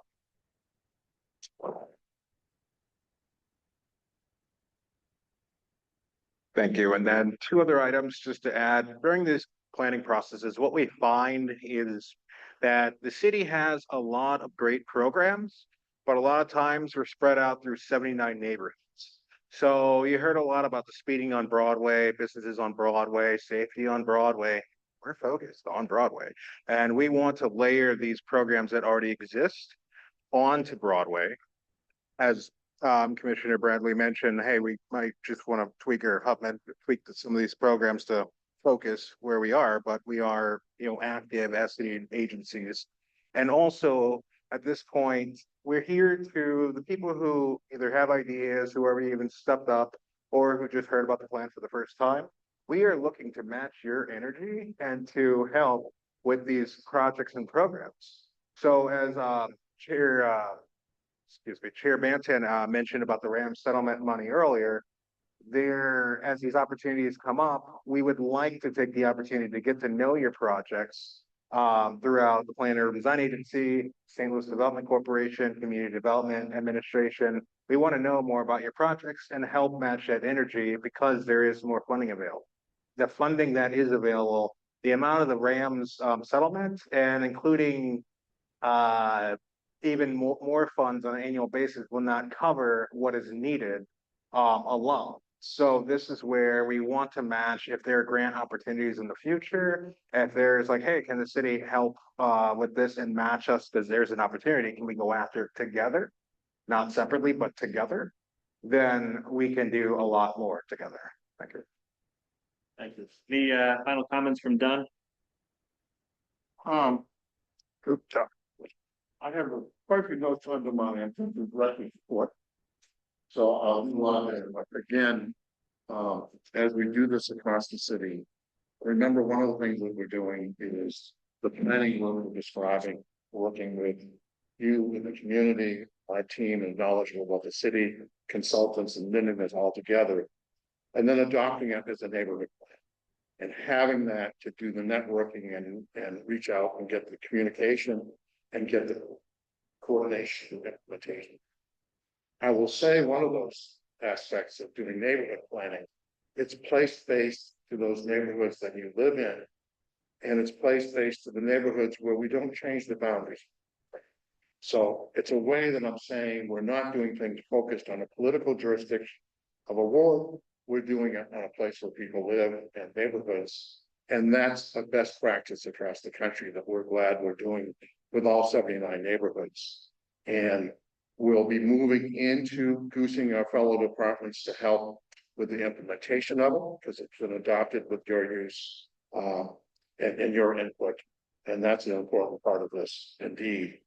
And one of the things we're going to try to seek some funding for is when we've done these plans for your neighborhood, if we can get some funds to do a brochure about your neighborhood. So you can use that as a small item that really tells the story briefly, as we had done this about 20 years ago, and I think it's time to return.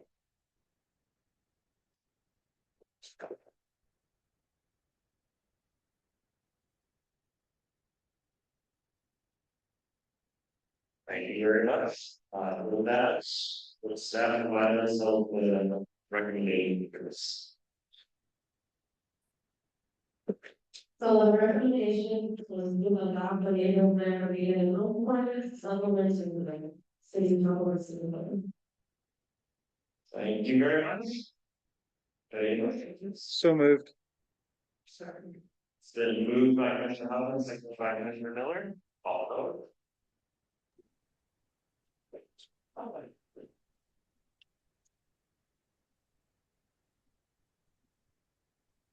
Alderwoman Schweitzer. Can you hear me? Hi.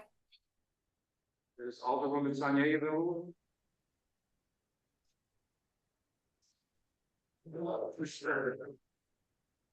Hi. Is that Fowler? Yes. Hi. Hi. Commissioner Hopkins. Aye. Commissioner Gordons. Commissioner Miller. Aye. Chair Boaz. Aye. And. All right, thank you very much. Members, the presentation, we got a couple more action items for the planning commission. I will continue on now. We are going to meet these that question. So one thing for us was for something is little things too, but it's. Please follow me and so bad, we do have some good reasons for reasons, so.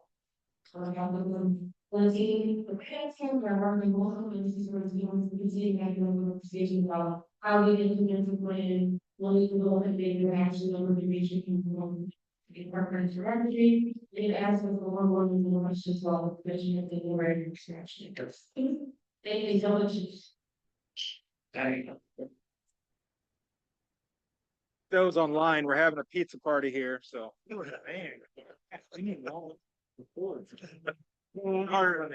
have a microphone, but I don't have another. Yeah. All right, fine, we're continuing our years. We have a couple more acts. Oh, okay, yeah, actually, a quick water bathroom break. Everyone good? Staff good? I was just supposed to be Miss Mike or presenters, I guess the rest of it because it's turning into that. I'm not sure. Sure. Okay, great. Sounds like everyone wants to hurry up and get to the pizza party, so we will continue on here. Our next action item is 4246 North Florissant Avenue redevelopment plan. And we have Mr. Pfister here to present. Yeah.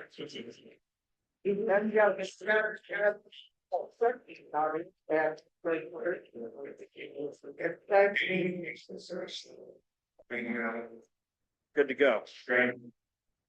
My name is planning here. Great to see you all again. Chapter 99 development plans to present tonight.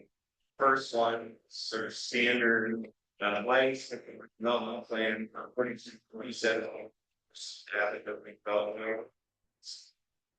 So we do. Go ahead, it's a little bit about the same. It's a simple parcel that it's at the intersection of Florissant Avenue, North Florissant Avenue, Grove, Mary Carter. It's sort of a funky intersection. It is technically in the Fairgrounds neighborhood, but since it's on the border, pretty much border college and over Hyde Park. It's about a 1.5 acre parcel. It's zoned C, multiple family dwelling district. There's only one structure on the parcel. It's the former Elliott Elementary School. Next slide. Here's a look at aerial view of it.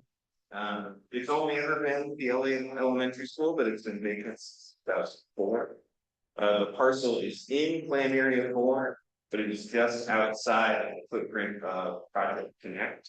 In fact, the Project Connect plan, which is a draft form, identifies the project that we're reviewing right now as a catalyst project, a real, hopefully powerful redevelopment effort for the wider neighborhoods around it, not just the Fairgrounds neighborhoods.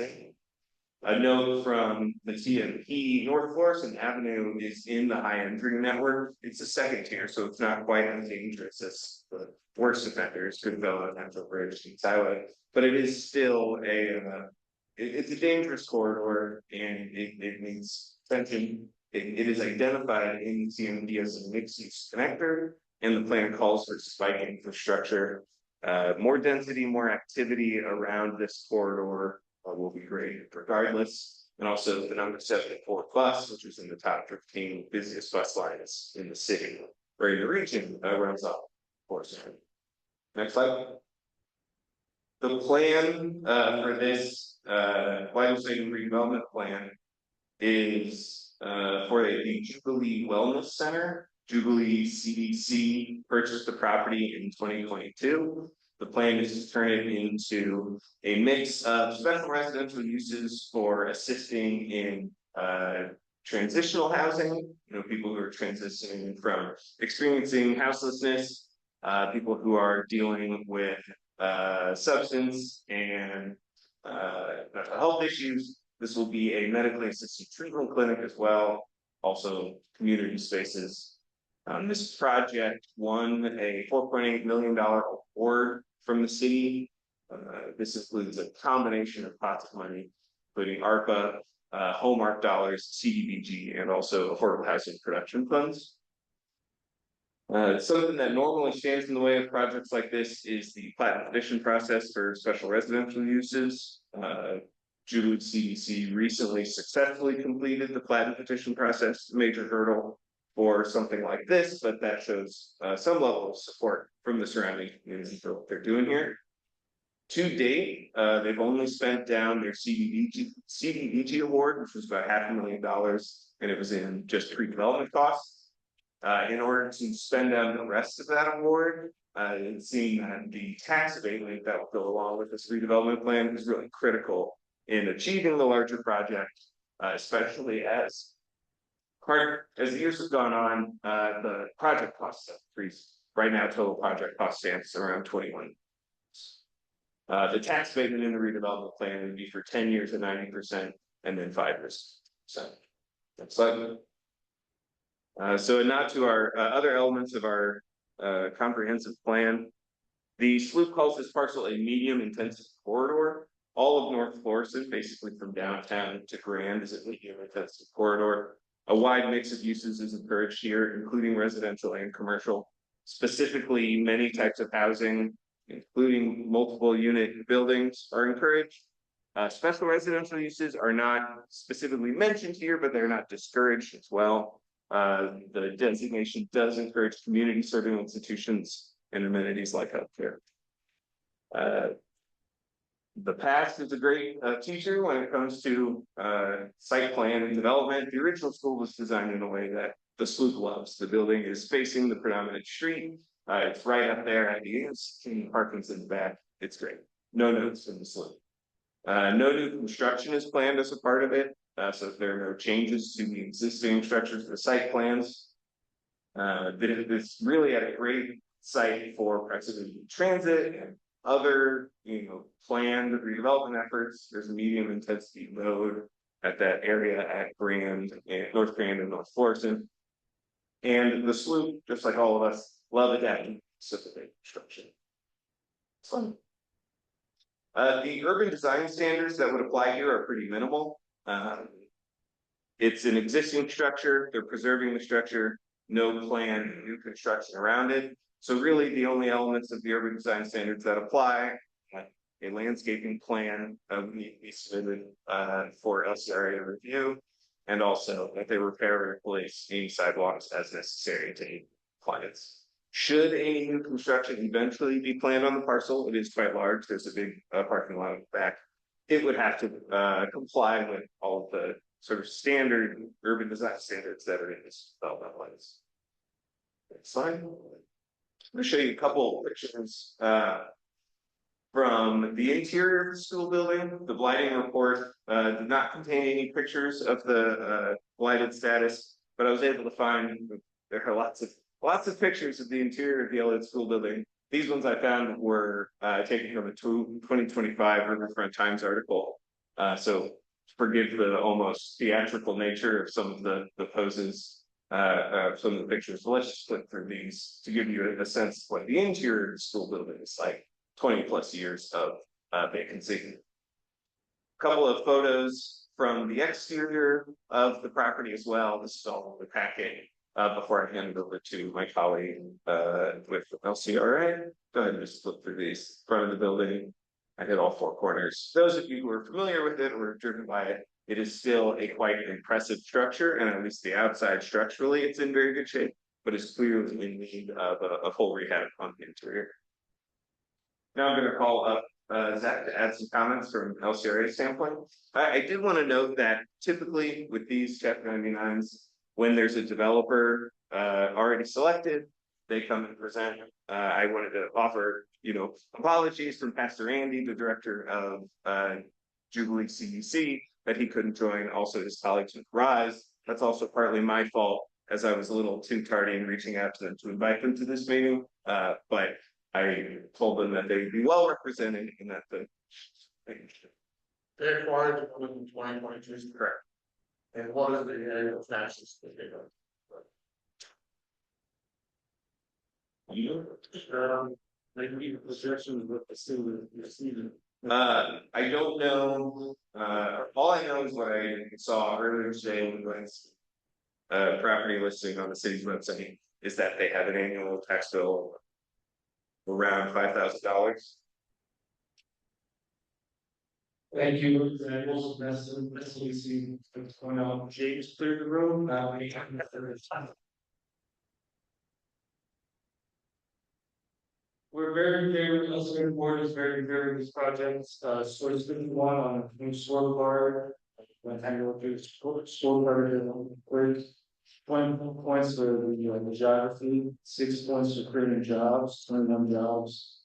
5 points for healthcare industry, 5 points for vacancy, 5 points for historic preservation, 4 points for total investment of $28 million and more.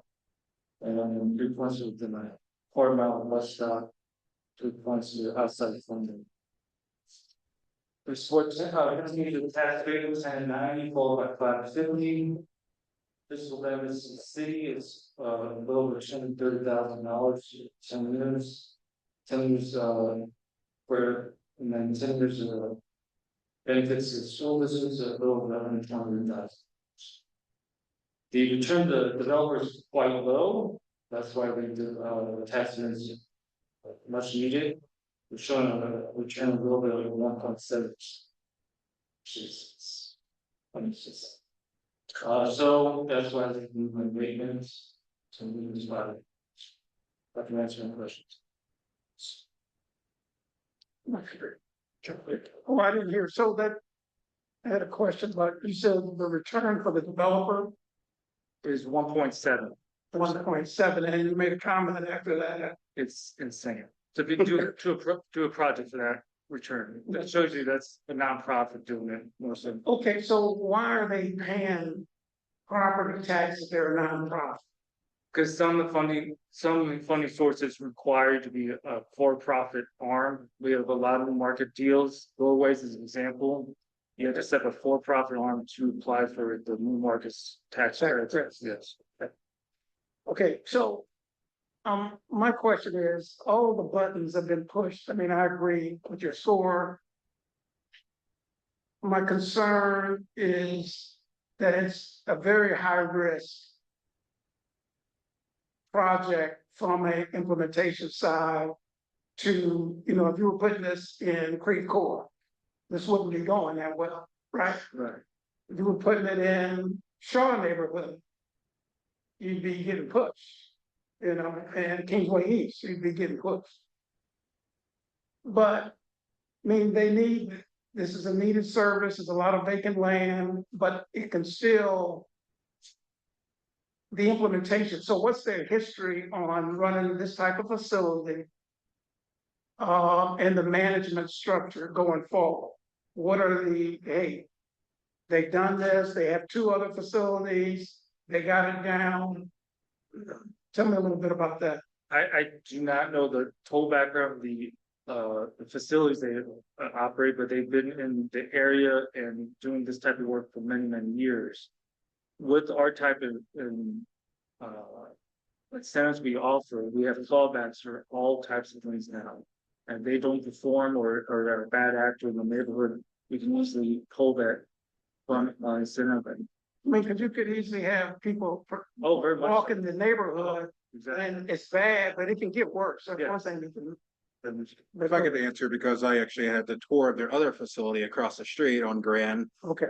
So this facility is an expansion of what they have across from the Diwali Library on North Grand, just south of like the water tower there is. Yeah.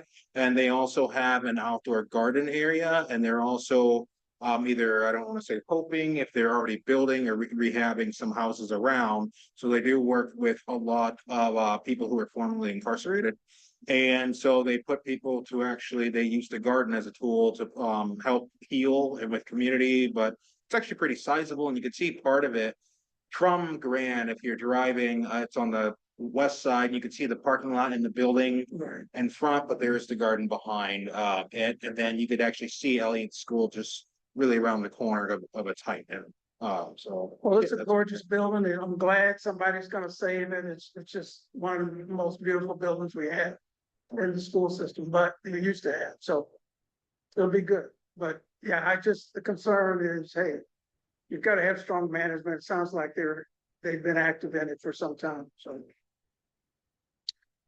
Alderwoman Schweitzer, you have any questions? No questions. Thank you. Alderwoman Sonier, are you on? Commissioner Boaz? Commissioner Fowler? No questions. Mr. Garmendia? No questions. I'm excited for this project. Mr. Jorgensen? I had the pleasure some time ago to tour this building with Jubilee and hear them talk about it. And I'm just very, very excited about this project. I think it's a gorgeous build. I mean, it looks rough now, but it's gorgeous. Has some amazing spaces in there. And being able to save a building like that and put it to use in a way that's gonna save lives, it's just such a meaningful thing to do. I hope that this is something that can be done other places, maybe other schools around the city that are vacant. I think this is amazing. For sure. Bradley? No questions. I agree with Commissioner Jorgensen. It is a beautiful building. Had the opportunity to walk through it about 3 years ago. It does need work on the inside, but the outside is just gorgeous. It's a historical building, if you know anything about the school itself. And kind of selfishly, it's important to me because my father grew up in that neighborhood and went to LA at school. So I'd like to see it rehabbed. I love it. So those are my questions. Commissioner Hubble? No questions. Hope to see it move forward. Are they using historic tax credits for this at all? I believe so. No other questions for me? A recommendation, please. Excited. We recommend that the planning commission find the blighting study and redevelopment plan with redevelopment. The proposed redevelopment plan is in conformity with the city's comprehensive. Thank you. Is there a vote? One move. Moved by Commissioner Bradley, seconded by Commissioner Jorgensen. Call vote. No further scroll. Alderwoman Schweitzer, Aye. Alderman Sonier available? Commissioner Bradley, Aye. Commissioner Fowler, Aye. Commissioner Garmendia, Aye. Commissioner Hubman, Aye. Commissioner Jorgensen, Commissioner Miller, Chair Boaz. Have we lost her? We did. Is no longer present, and Chair Banton. Aye. All right, motion passes with all voting rooms. Very good. Thank you very much. That brings us to our last action item of the day, which is another redevelopment study or redevelopment plan for the arcade building. Railway exchange. I'm sorry, not arcade. Railway exchange. Hello again, commissioners. You know me. This is another Chapter 99 redevelopment plan, but rather than approving a new redevelopment plan and blighting study, I am presenting an amended redevelopment plan for a pre-existing Chapter 99 redevelopment area. This is for the Locust, North 6th, Pine, North 7th redevelopment area. You'll know it as the Rail Exchange building and the parking garage just south of the Rail Exchange building. Next slide. It's two full city blocks, City Block 128, which is the Railway Exchange, 129, which is a collection of parcels that has a couple different buildings that we're going to talk about. Both are zone I, Central Business District. This area is in a preservation review district. Pardon me. Next slide. There it is. We know it well. In the middle is the Railway Exchange building.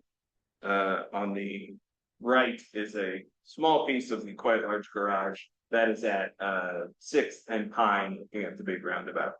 Next slide. As I said, 128 is the railway exchange building, 129 has the parking garage, there's also a surface parking lot, and there are 2 vacant commercial buildings. There's what's known as the Gill Building at 622 Olive Street, and the former location of Charlie Gito's downtown at 207 North 6th Street. There's also a small, next slide, small section of unvacated right-of-way that was a former alley that's underneath the garage. Who knows why or how decisions were made in the 50s or 60s, but there's a piece of right of way under there. We know that eventually some part of redevelopment of this city block that will need to be vacated, but we're not addressing that at this time. Just a quick look at spatially where everything is located on the block. Right at Olive and 7th is where the Gill Building is. Charlie Gito's, former Charlie Gito's, is on 6th Street, closer to Pond. Next slide. So the railway exchange, I'm sure you all are acutely familiar with. Some of you were serving on the commission in 2022 when the original redevelopment plan for this area was approved by the planning commission. It's been vacant since 2013. The majority of the parcels in the area were purchased by Hudson Holdings in 2017. Very high profile failure to redevelop in this area. LCRA sought a redevelopment plan in 2022 in order to start taking those properties because the owner was not doing a good job, not succeeding in its lofty goals. Because of the eminent domain powers that were authorized by the original redevelopment plan, LCRA was able to acquire the parcels on City Block 129, except for the Gill Building. The Charlie Gito's building was not acquired through eminent domain. There's a negotiated price with the previous owner. In the time since then, a sky bridge that existed between the garage and the railway exchange building has been demolished. That was a main point of entry for people who were breaking into the railway exchange building. Eminent domain proceedings are underway as we speak for the railway exchange building itself. But the priority for the redevelopment plan in the area remains to preserve and reuse the railway exchange building and the Gill Building. Next slide. So as I said, the original redevelopment plan was approved in 2022. It was found at the time to be in conformity with the 2005 strategic land use plan and the design downtown STL neighborhood plan. It was a prospective plan. No developer was attached at that time. And it would allow the use of eminent domain. Next slide. There, before you today is an amended redevelopment plan, but there is a very small amendment. One sentence has been added to the redevelopment plan. It is in the urban design section. I believe it's on page 4 of the original redevelopment plan. It's highlighted in yellow in your packets and on the screen. The sentence added is, due to the poor condition of the structures, demolition of the structures on City Block 129, except for 622 Olive Street, the Gill Building, is appropriate. This is important for the redevelopment of the area because approved redevelopment plans, especially if they call for demolition, are considered when a demolition permit is sought and in its approvals process. I wanted to make a note about why this amendment to the redevelopment plan is coming before you all, because sometimes redevelopment plans get amended and they never come back to the planning commission. That's because sometimes redevelopment plans are amended by LCRA and it's a function of the plan that isn't really within the purview of the planning commission, say an adjustment to the tax abatement, or in the case of this redevelopment plan, it was actually amended in 2023 just to update the blighting study. Those types of things don't normally come before the planning commission, but because this considers urban design, particularly demolitions of structures in a preservation review district, this rises to the level of needing the planning commission's blessing. Next slide. So a nod to our newer elements of the comprehensive plan for this amendment to the redevelopment area. The 2005 strategic land use plan has been replaced by the 2025 one. Thank goodness. It is the designation for these parcels is the central areas east. This is your classic downtown. It wants big buildings, it wants activity, it wants walkability. The designation specifically acknowledges the problem of large vacant properties downtown. It also wants to see active ground floors. It wants to see these buildings repurposed. The designation does recommend and call for, where appropriate, district structured parking. The parking garage on this structure is structurally condemned, and also there is a real preponderance of parking structures downtown already that are really, they're a roadblock to vitality. So even though the plan says some structured parking is appropriate, not this one, not here. Also, the allied strategies of the strategic land use plan, which is the chapter at the back that kind of says all the other things land use can't control, but we recommend to help achieve these plans. It specifically mentions repurposing the railway exchange building as a key to downtown revitalization. The pitch of this amendment to the redevelopment plan is clearing City Block 129, except for the Gill building, is really key in unlocking the redevelopment of the railway exchange. Next building, or next slide, please. Also, I wanted to recall out the Design Downtown STL neighborhood plan. Normally, when we're referencing neighborhood plans for small chapter 99s, we say something along the lines of, while this specific parcel is not mentioned in the neighborhood plan, there are general goals of blah, blah, blah. Well, this is a case in which both properties, both city blocks, the railway exchange and where the garage is, are specifically called out in the neighborhood plan for their blight, for their vacancy, but also for the major redevelopment opportunity. So it's kind of washed out on the screen, but the square pink building on the right is the railway exchange, and the yellow buildings just to the south of them, those represent what would happen if the structured parking that exists on City Block 129 and the Keener Plaza parking garages that face the Gateway Mall, what if those were repurposed? And in fact, the plan specifically recommends repurposing into a mix of uses, particularly housing, to help reactivate the Gateway Mall. Next slide, please. I mean, it's spelled out right there in your plan. The 3 parking garages, including those facing Keener Plaza, over time should be considered for major new housing development, which will help activate the Gateway Mall. While the plan specifically does not say, yes, we should demo the buildings on City Block 129, it wants to tee up a type of development on these parcels that really brings vitality back to this part of town.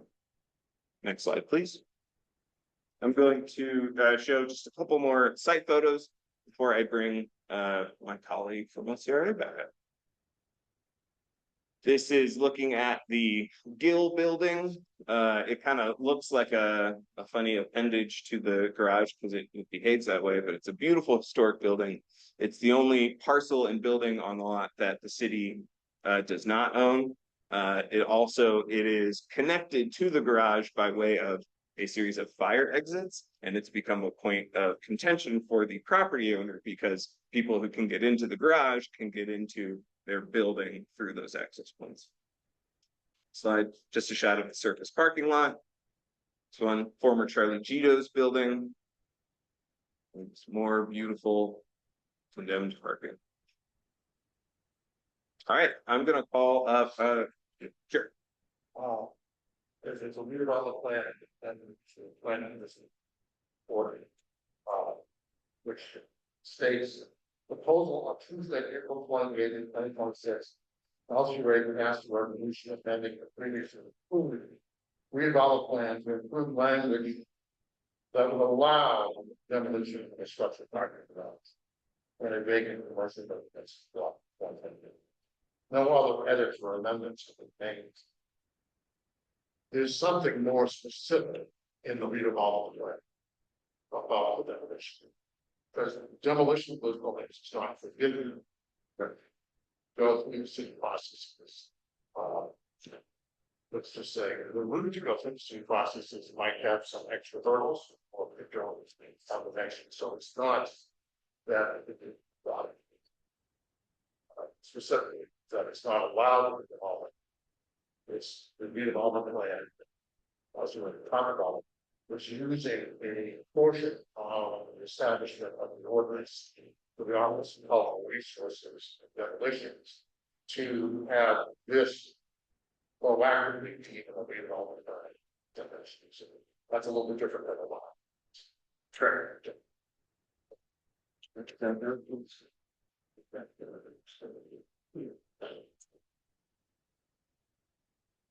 Good afternoon. When we first initially did the redevelopment plans, our main goal was to do eminent domain for the rail exchange and several property owners underneath the garage. I think there was 8 or 9 property owners in the garage at the one time. As time went on, we purchased the properties. We're still in court with the railroad exchange building currently for pricing. We recently purchased property in Charlie Tito building in March. The condition of buildings way worse than expected. When we started the process of leading on planning back in 2022. The building has been recently condemned. And there's buckling in the floors. We've got more on the detail on this. But the other piece here.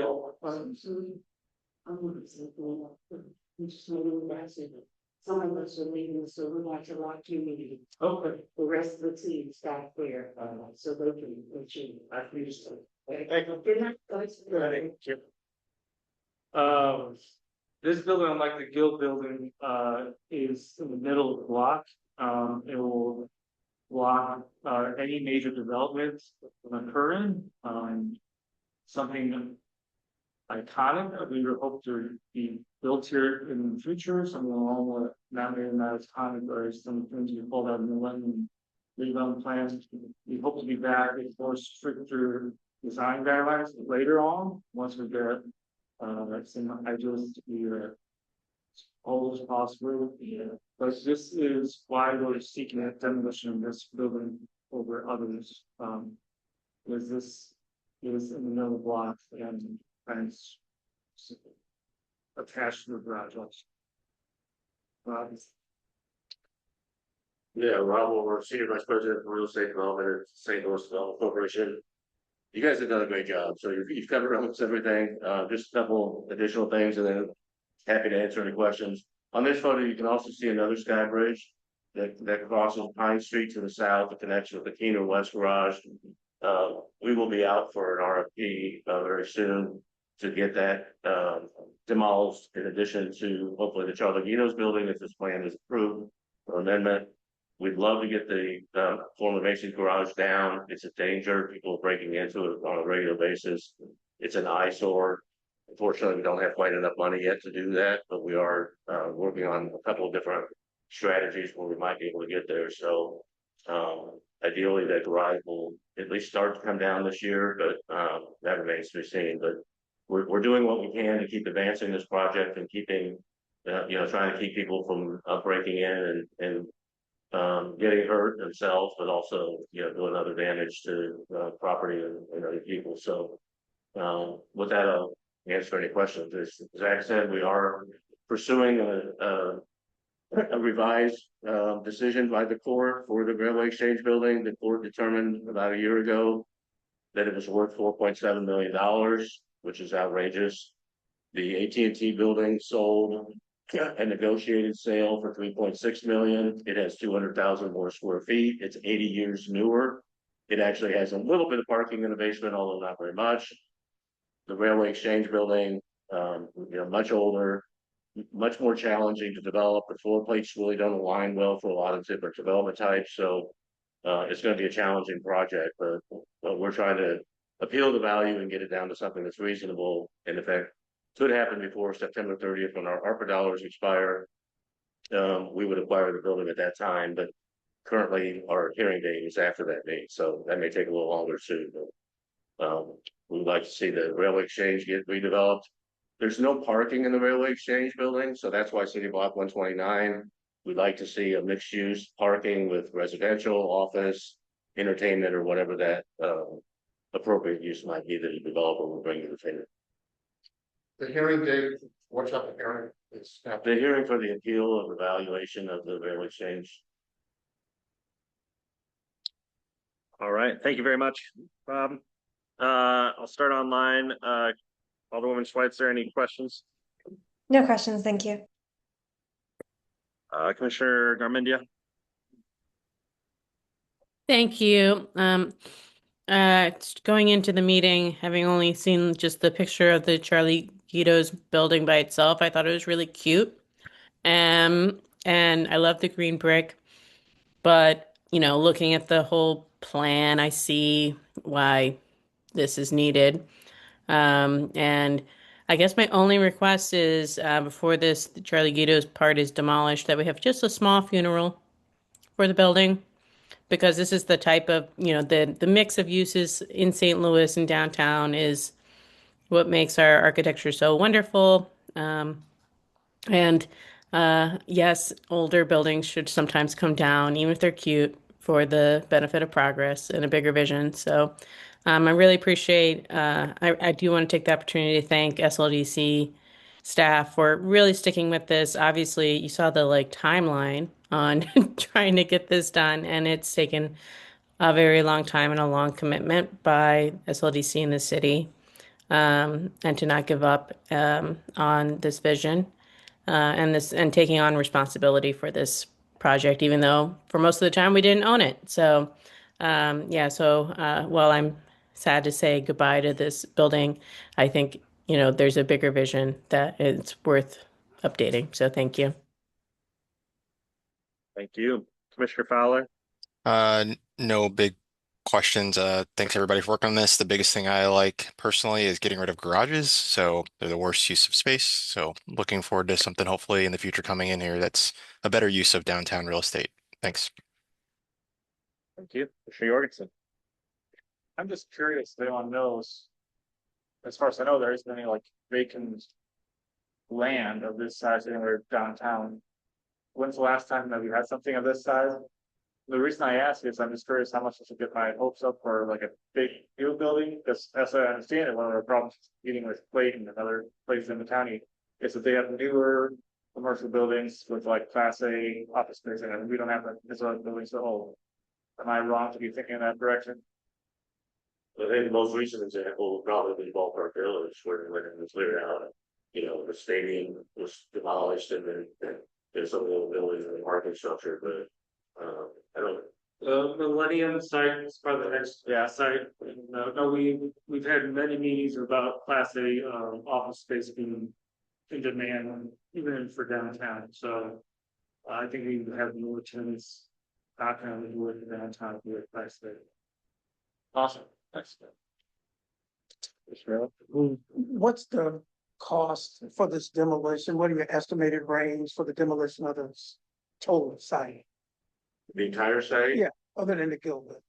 So out of the Gilbert, the building division put out an emergency demolition bid request last March. And that came in around $4.7 million. And we were told anecdotally that trying to preserve the Charlie Guido's building while you're demolishing the garage helped drive up the cost of that. Because obviously they have to work delicately around it, otherwise they're destroying private property. So we're expecting, and that was pre-tornado, so we know tornado, costs of demolition have gone skyrocket because of that and the demand. And so we're estimating between $5 and $5.5 million covered to get the whole thing down. And then it's what do we put back in, Thank you.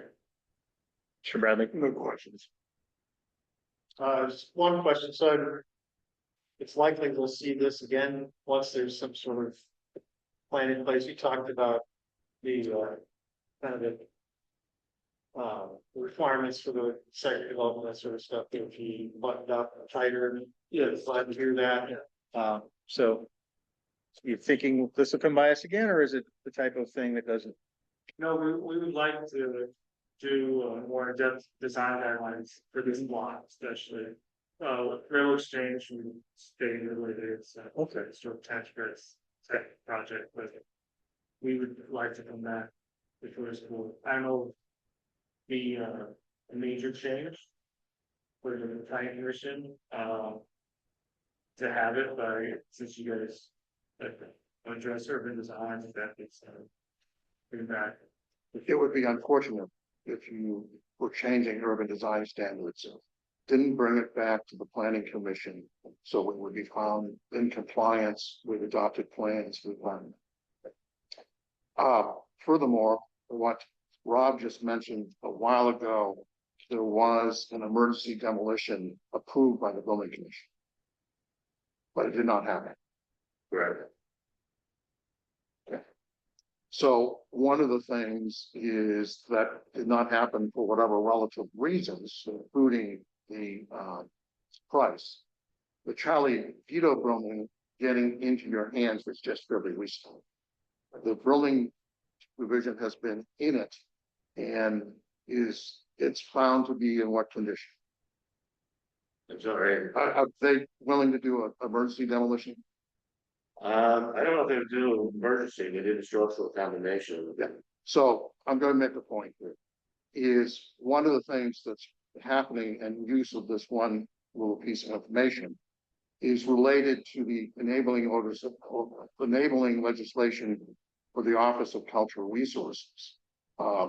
That within that legislation, there's a provision rarely used, and we've used it specifically for a very powerful, big, well-articulated project called the Millennium Hotel, where the redevelopment plan can call for the demolition of a building and bypassing some of the other steps. There's some types that it doesn't, but it can bypass those other steps. So in this case, don't know yet whether Charlie Goes will be an emergency. You can follow through with the building division on that. A normal condemnation and building permit and demolition permit would take a certain amount of time. But I would say that this is being invoked as an amendment to this plan to try to speed it up. And that's partly because ARPA money would be used for it. Is that true? Yes. Yeah. But it does therefore instruct, and it's not a National Register building. Right. So that has another exception that can happen, but it in essence instructs cultural resources to approve the demolition. With that said, that will be something that we're going to watch to make sure that going forward, that is not sort of a simplified thing to have redevelopment plans do that. Or we might very well change or seek to change the preservation ordinance to put a little bit more checks and balances on. Just one comment from me, and you've alluded to this coming back with a little bit more updated and stringent design standards, because my one concern is that any redevelopment that happens on this parcel once these buildings are developed are likely to include some sort of garage, partially likely. And you know, there's a handful of really bad garages downtown, this being one of them now, that don't do much for the urban vitality and design of downtown. And I don't think these design standards necessarily address that too well. So I'm fine with you know, doing this later approach, but I would like a little bit more explanation on the vehicle that you envision on doing that. Would that come to us as another I don't know. Do you have any ideas on what would happen? We'd be amending the plan at the SRA level, then coming back and trying to plan commission, and we'd be open to any suggestions we have on design guidelines for the garage. We have several garages downtown, as everyone knows, are aging out. That need to be demoed here, and this is a kind of turning point for downtown of what to do with those. How we want to shape downtown after later. I have a follow-up question, if I may. Yeah. Remind me of the timing of the zoning update and whether or not that would provide a framework for guidance for the urban design for sites like this. It's on the time of when they need. You know, it's always. Right. And it's. And I do the views of the region of the meeting with someone calms down the spirit of resolving. So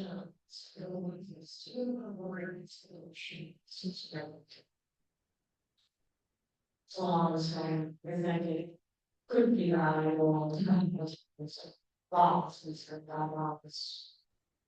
Okay. Let me have it.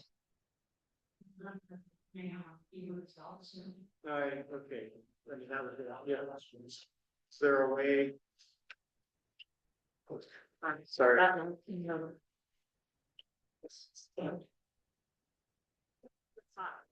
It's just a simple priority. Is there a way to maybe that component of the planning process? Is there a way to nudge that component of the planning process? At least the thinking and the guidance has been at least drafted sooner than final adoption, so that we can have a sense that it is consistent with whatever is going to be coming in the plan or in the new zoning update. Remember, there's also a downtown. Yeah. Yes. But it's scheduled once something is all is that by this will have a joint Okay. loss. Of course, past that issue. Okay. Great. All right, James, you mentioned the recommendation is. So as we make the recommendation, or here it's about one particular item of, well, the demolition. You've heard me express concerns about that. We will have continuing concerns going forward that this doesn't come, for lack of a better word, a piece of candy that starts showing up in redevelopment plans to prompt the rules and regulations that city staff have to follow when it becomes a demolition permit that's not handled as an emergency by building division, and it has some historic aspect to really do it that close. I think you'll find that there are some properties in the city that, in legacy of them being vacant for a while and ARPA money involved, that they will now be taken down by emergency versus the process that might involve a number of steps within city government, both from the building division and our office of cultural resources. What just came up with the concept that historically, I mean, we tear these buildings down. It has happened in the past that we use them for surface market as a temporary map to offset some of the costs. Temporary lasts 10 years. So what's the use going to be when it's vacant? And who makes that decision? Well, the redevelopment plan proposes something. So does the redevelopment plan, do they need a permit? Or something from the planning commission, 7%? For what? Temporary. I mean, I suppose. If LCRA wants to use the land as parking temporary, does LCRA have to get a design passed by the planning commission? Is there some, what happens? This has happened before. Yeah. Yeah, I believe that unless anybody is doing a redevelopment that seeks the incentives authorized by a redevelopment plan, it would be subject to zoning standards, which are fairly permissive on that front. I think, and I agree with your, I'm not talking elsewhere, right? I absolutely hear your concern. I don't know what the planning commission's check would be in that potential. Do you all have a? I'll just. My goal would not be an inner service parking lot. There is a service parking lot on there now. On the northeast corner. It might make sense to enlarge it just a little bit because you gotta do something with the ground in order to help pay the holding costs in the meantime. But our goal is definitely not to have a service parking lot. And we've also looked at the cost of even putting in a service parking lot that meets current standards And it's well over $5 million to do that, at least based on one estimate, and why not spend $5 million on temporary parking, so. Once we figure out what we're gonna, how we're gonna pay for getting the garage done, we will have a plan for how we do. What will the interviews be for that site? Right, so that's my concern, the interim use. Whether it's green space, this to get this developed may take 5-7 years. Because if you do the main building may be enough on its own, but. Yeah, If this site did not also have to potentially address the parking needs of the railway exchange building. As was mentioned earlier, this is almost a full city block. This one, I think, will have more development interest than even the railway exchange, which are taking on a very historically challenged building that is in, it's a significant deterioration, cannot easily be repurposed. So I think the site, if we didn't have to solve the parking on railway exchange now, there is also the opportunity of putting parking on the low levels of the exchange.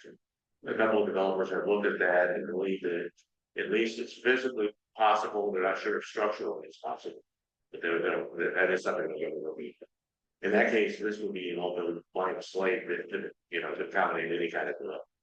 In mentioning the design standards a little bit ago is, I was thinking we might look at least in the short term at the design standards that were incorporated into the Millennium Project. I don't remember exactly how they played out. It's been months since I looked at that. But those were being developed at the same time as part of Mayor Tashara Jones' 120-day plan for redeveloping of the railway exchange at the Millennium site. The Millennium kind of jumped ahead of the railway because there was an interested party in taking on the land acquisition and demolition of the buildings and seeking redevelopers for that site. Otherwise, it might have happened in about a parallel path, but that is the focus there, and so now they're going back before this door to a future site. yeah, I just think we need to have a little bit more thought into, we'll have a vacant parcel, what's it look like in the interim? Obviously, if something happens, by the time you take it down, that's all moot. But in this current climate, I mean, we don't want to necessarily look at boarded up lot. I mean, Clayton had a lot boarded up for 20 years. They finally paved over, put grass on it and gave up on trying to sell it in downtown Clayton. So, just, want to hear about that transitional period and how we go through it, and that we put money for the demolition, but that we also think about how do we make this bridge and make it usable and enhancing for downtown for a few years, if it takes a few years. We don't want it to be a vacant lot. I mean, there's that pocket park currently downtown. You could have, part of this be a temporary lot that's there now and try to pocket park the rest of it as a temporary use. Just, I think there are options. Well, we're trying to have 2 new items up there again. Okay. What was that? I'm trying to have 2 new items up there again. Oh, okay, gotcha. Recommendation, please. I will note right before, I say the recommendation again to Director Rowe's comments about the provision in the Preservation Board's code that allows for a speedier approvals process for demolition if a redevelopment plan calls for demo.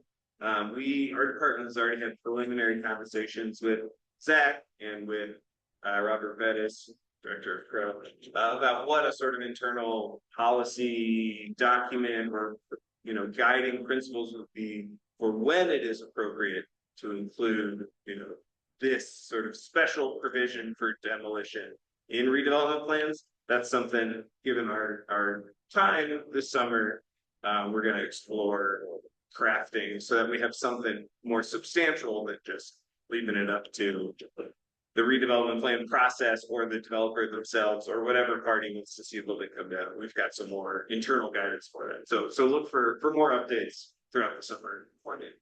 And Bob will do that in accordance with the short. That's why we're going to, great chances. All right. Recommendation is that the planning commission finds the amended blighted siting and redevelopment plan for the area is in conformity with the city's comprehensive plan and therefore recommends approval to the Board of Aldermen. So moved. Second. Then moved by Commissioner Hubman, seconded by Commissioner Jorgensen. On the votes. It's Previous rule. All right. We'll move on to the question.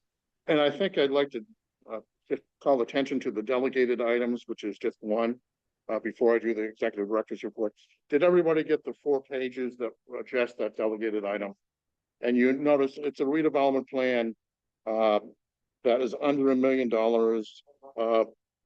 and is therefore a pretty simple one. You see the pictures. It just got delegated as being such small potatoes that I can approve it and have. It's 10 years at 90%, and it's under $1 million and small in size. Under 1 acre, just over $1 million. So that's been approved. That's there. You get to see it. The executive director's report. There's a couple of things I want to mention out. One, I've been to about 250 planning commission meetings.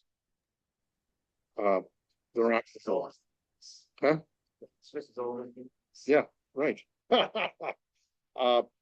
one of the things that we are faced with, as you've seen, many things shaky about the budget between the police department and other major needs. There is, as I tell and remind our staff, there's been times before when the city has actually furloughed staff members. And people like Rich and myself would get furloughed and not paid, but we'd still come in. But it would be a hardship on people that didn't get paid. And so just wanted to say the mayor is being studious. We're working forward on a budget, but you know, times are not going to be quite as generous as they have been in the past. And so the APA conference, the American Planning Association conference, was about a week and a half ago in Detroit. And we sent 3 people, Jonathan and 2 of his staff, to that, as we have and been trying to do robustly through the last years. Because it used to be, and we might have to be in the future, this coming year, 2 people go instead of 3 people go. I went and I paid half my way just to be generous. And it was in Detroit. There are many lessons that we can take from Detroit. The mayor is quite interested in Detroit, has been working with them. I had hosted a breakfast where about 80 people came from the conference, but the hosting duties were that I was co-host and the primary host in the past for having the planning director come and speak and say what are their challenges and bring their staff and sit among tables. It was very good to do that. That planning director had only been in place for a month. The planning director before that, I had dinner with. Planning director before that came to St. Louis, had dinner with, or lunch with. So a lot of things to learn from Detroit. And one of the things that they're doing is neighborhood planning. And they're now trying to, because Detroit, the loss in population and whatnot stuns us in comparison to us. Downtown has had their version of the Taylors and have done great things. But boy, it's really tough outside of the downtown.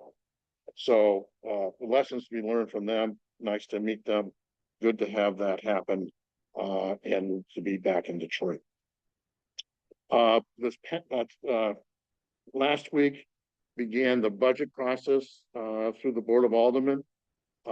Tomorrow will be cabinet meeting, but last Tuesday they've started the Board of Aldermen regime and the budget committee has been hosting hour periods for departments and cabinet members to come and talk to them.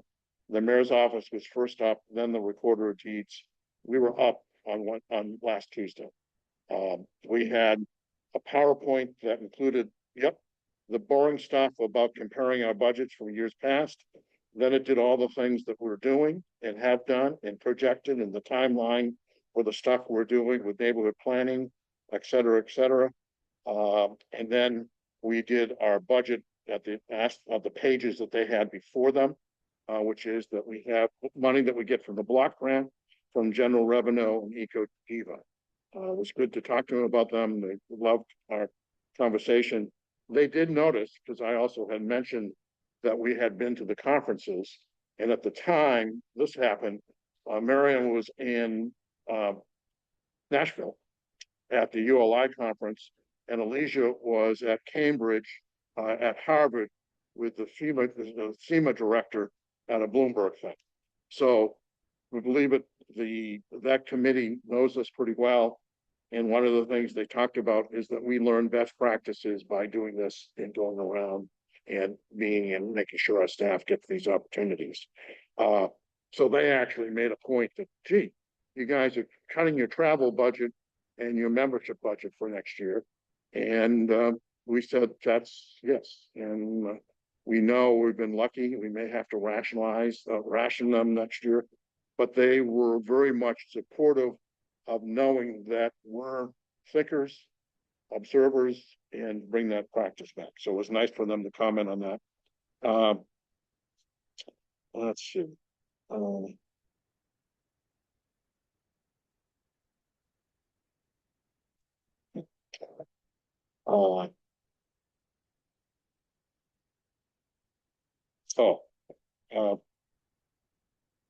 We're talked briefly here, you just heard me mention it. Jonathan had an intern looking at it. One of the things we did years ago, and we did neighborhood plans, we did brochures about those plans, so they then could be handouts for kind of people to go to the neighborhoods. HUD ended up cutting our funds to do that. They said that was not allowed. But we did, Jonathan had an intern that remarked that up. We may look for some outside, philanthropic dollars to do neighborhood brochures for the neighborhoods that we've now adopted plans, so they can hand them out and be evangelical about, also specifically by neighborhood within those. Coming up is Eco-Diva is not completely gelled, but it will be soon. And my punchline to that is there's 5 tranches or 6 tranches of categories that can come from that tax. Years past, it's been pretty lush because of rollover. Current years, it's tight. It's just what the tax will renovate. We share a category with CDA that's about neighborhood planning and implementation. CDA was a little crazed last year how they did it. And we were pretty tight because this is money for Jonathan's staff, consultants, and other things. And we had within it a gift, probably shouldn't use that word, but within our budget, we had $500,000 that we went to SLDC under a line called subsidy. And can't say that was the most effective thing that I passed along. So this year we've been negotiating that 500,000 will not be from our budget to SLDC for any purpose. It will roll that in to increase Jonathan's consulting budget, would do. And CDA, our partner in this tranche of money, and we've worked out this with the mayor's office, we just haven't seen it in print or approved at Eco-Diva, that we are, and Jonathan's written a preliminary description for this, is that staffing that we have been receiving money at SLDC via us will receive the money through the Community Development Agency, and we'll be doing a further refined version of a job description that Jonathan has prepared, where they will be the implementation managers of neighborhood plans. And why that works with a really nice gel is that when we're talking about the 700-page report that this goes for this one, is that they have now put key things in each section, then that person will be the person that will get to take and look at what those key things are to help that be done. it'd be pretty important for that to be finally done. So looking forward to that, and the EcoD will approving that and the Board of Aldermen. So. Good. I have a comment if you'll allow me. Sure. These neighborhood plans that we're doing are fantastic, and one of the things that seems to come up constantly is we just want something done.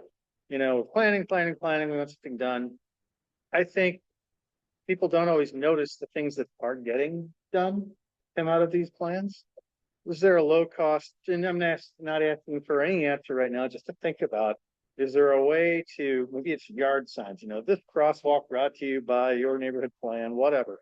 And just anytime there's an implementation piece going up, announce it, advertise it, you know, we're delivering. Promise. Yes. Yeah, Right. I'll tell you from experience with city government is we'd also have to sing the praises of the people that actually do it. And just not just thank them. Can we put a QR code on there with the acknowledgement page from the, you know, the plan document? But anyway, yeah. And one of the things I do, and I've been doing with this administration, is take newcomers into the system and I give them a tour of the city for them to see things that are part of their responsibilities. Yeah. And, yeah. So, thank you all. Thank you. Talk about funding, so we have another meeting coming up on Monday night on a, very challenging topic. I just wanted to let a couple of commissioners know, but wanted to let everybody know that you can expect to see an updated packet Friday afternoon with all comment we've received, sort of answers to unanswered questions during the webinar. We're also sharing that, of course, with the public, and any updated set of regulations where we're incorporating comments that we've received. Those will be highlighted somehow through this. So just expect to get another dispatch of material for Monday. And when I was hesitating because I was trying to read my writing, what I did not see, I just was reminded of the webinar that the team put together about the data centers with an hour and a half was a phenomenal team effort. Other departments did it. The leisure was involved. The water department director was involved. And as a PowerPoint presentation with narrative, I was just blown away how clear and concise but informative it was between what you saw as a visual, what you heard as a narrative, what was pointed out in the visual, and many kudos to all the people that participated in that. But we know as we open it up for more comments, there'll be the zigs and zags and Right. All right, thank you, Miriam. Looking forward to that conversation on Monday. Very much to adjourn. So. Good move, and it's seconded by Commissioner Miller and Commissioner Jorgensen. All in favor? Aye. All right, thank you, everyone. Thank you.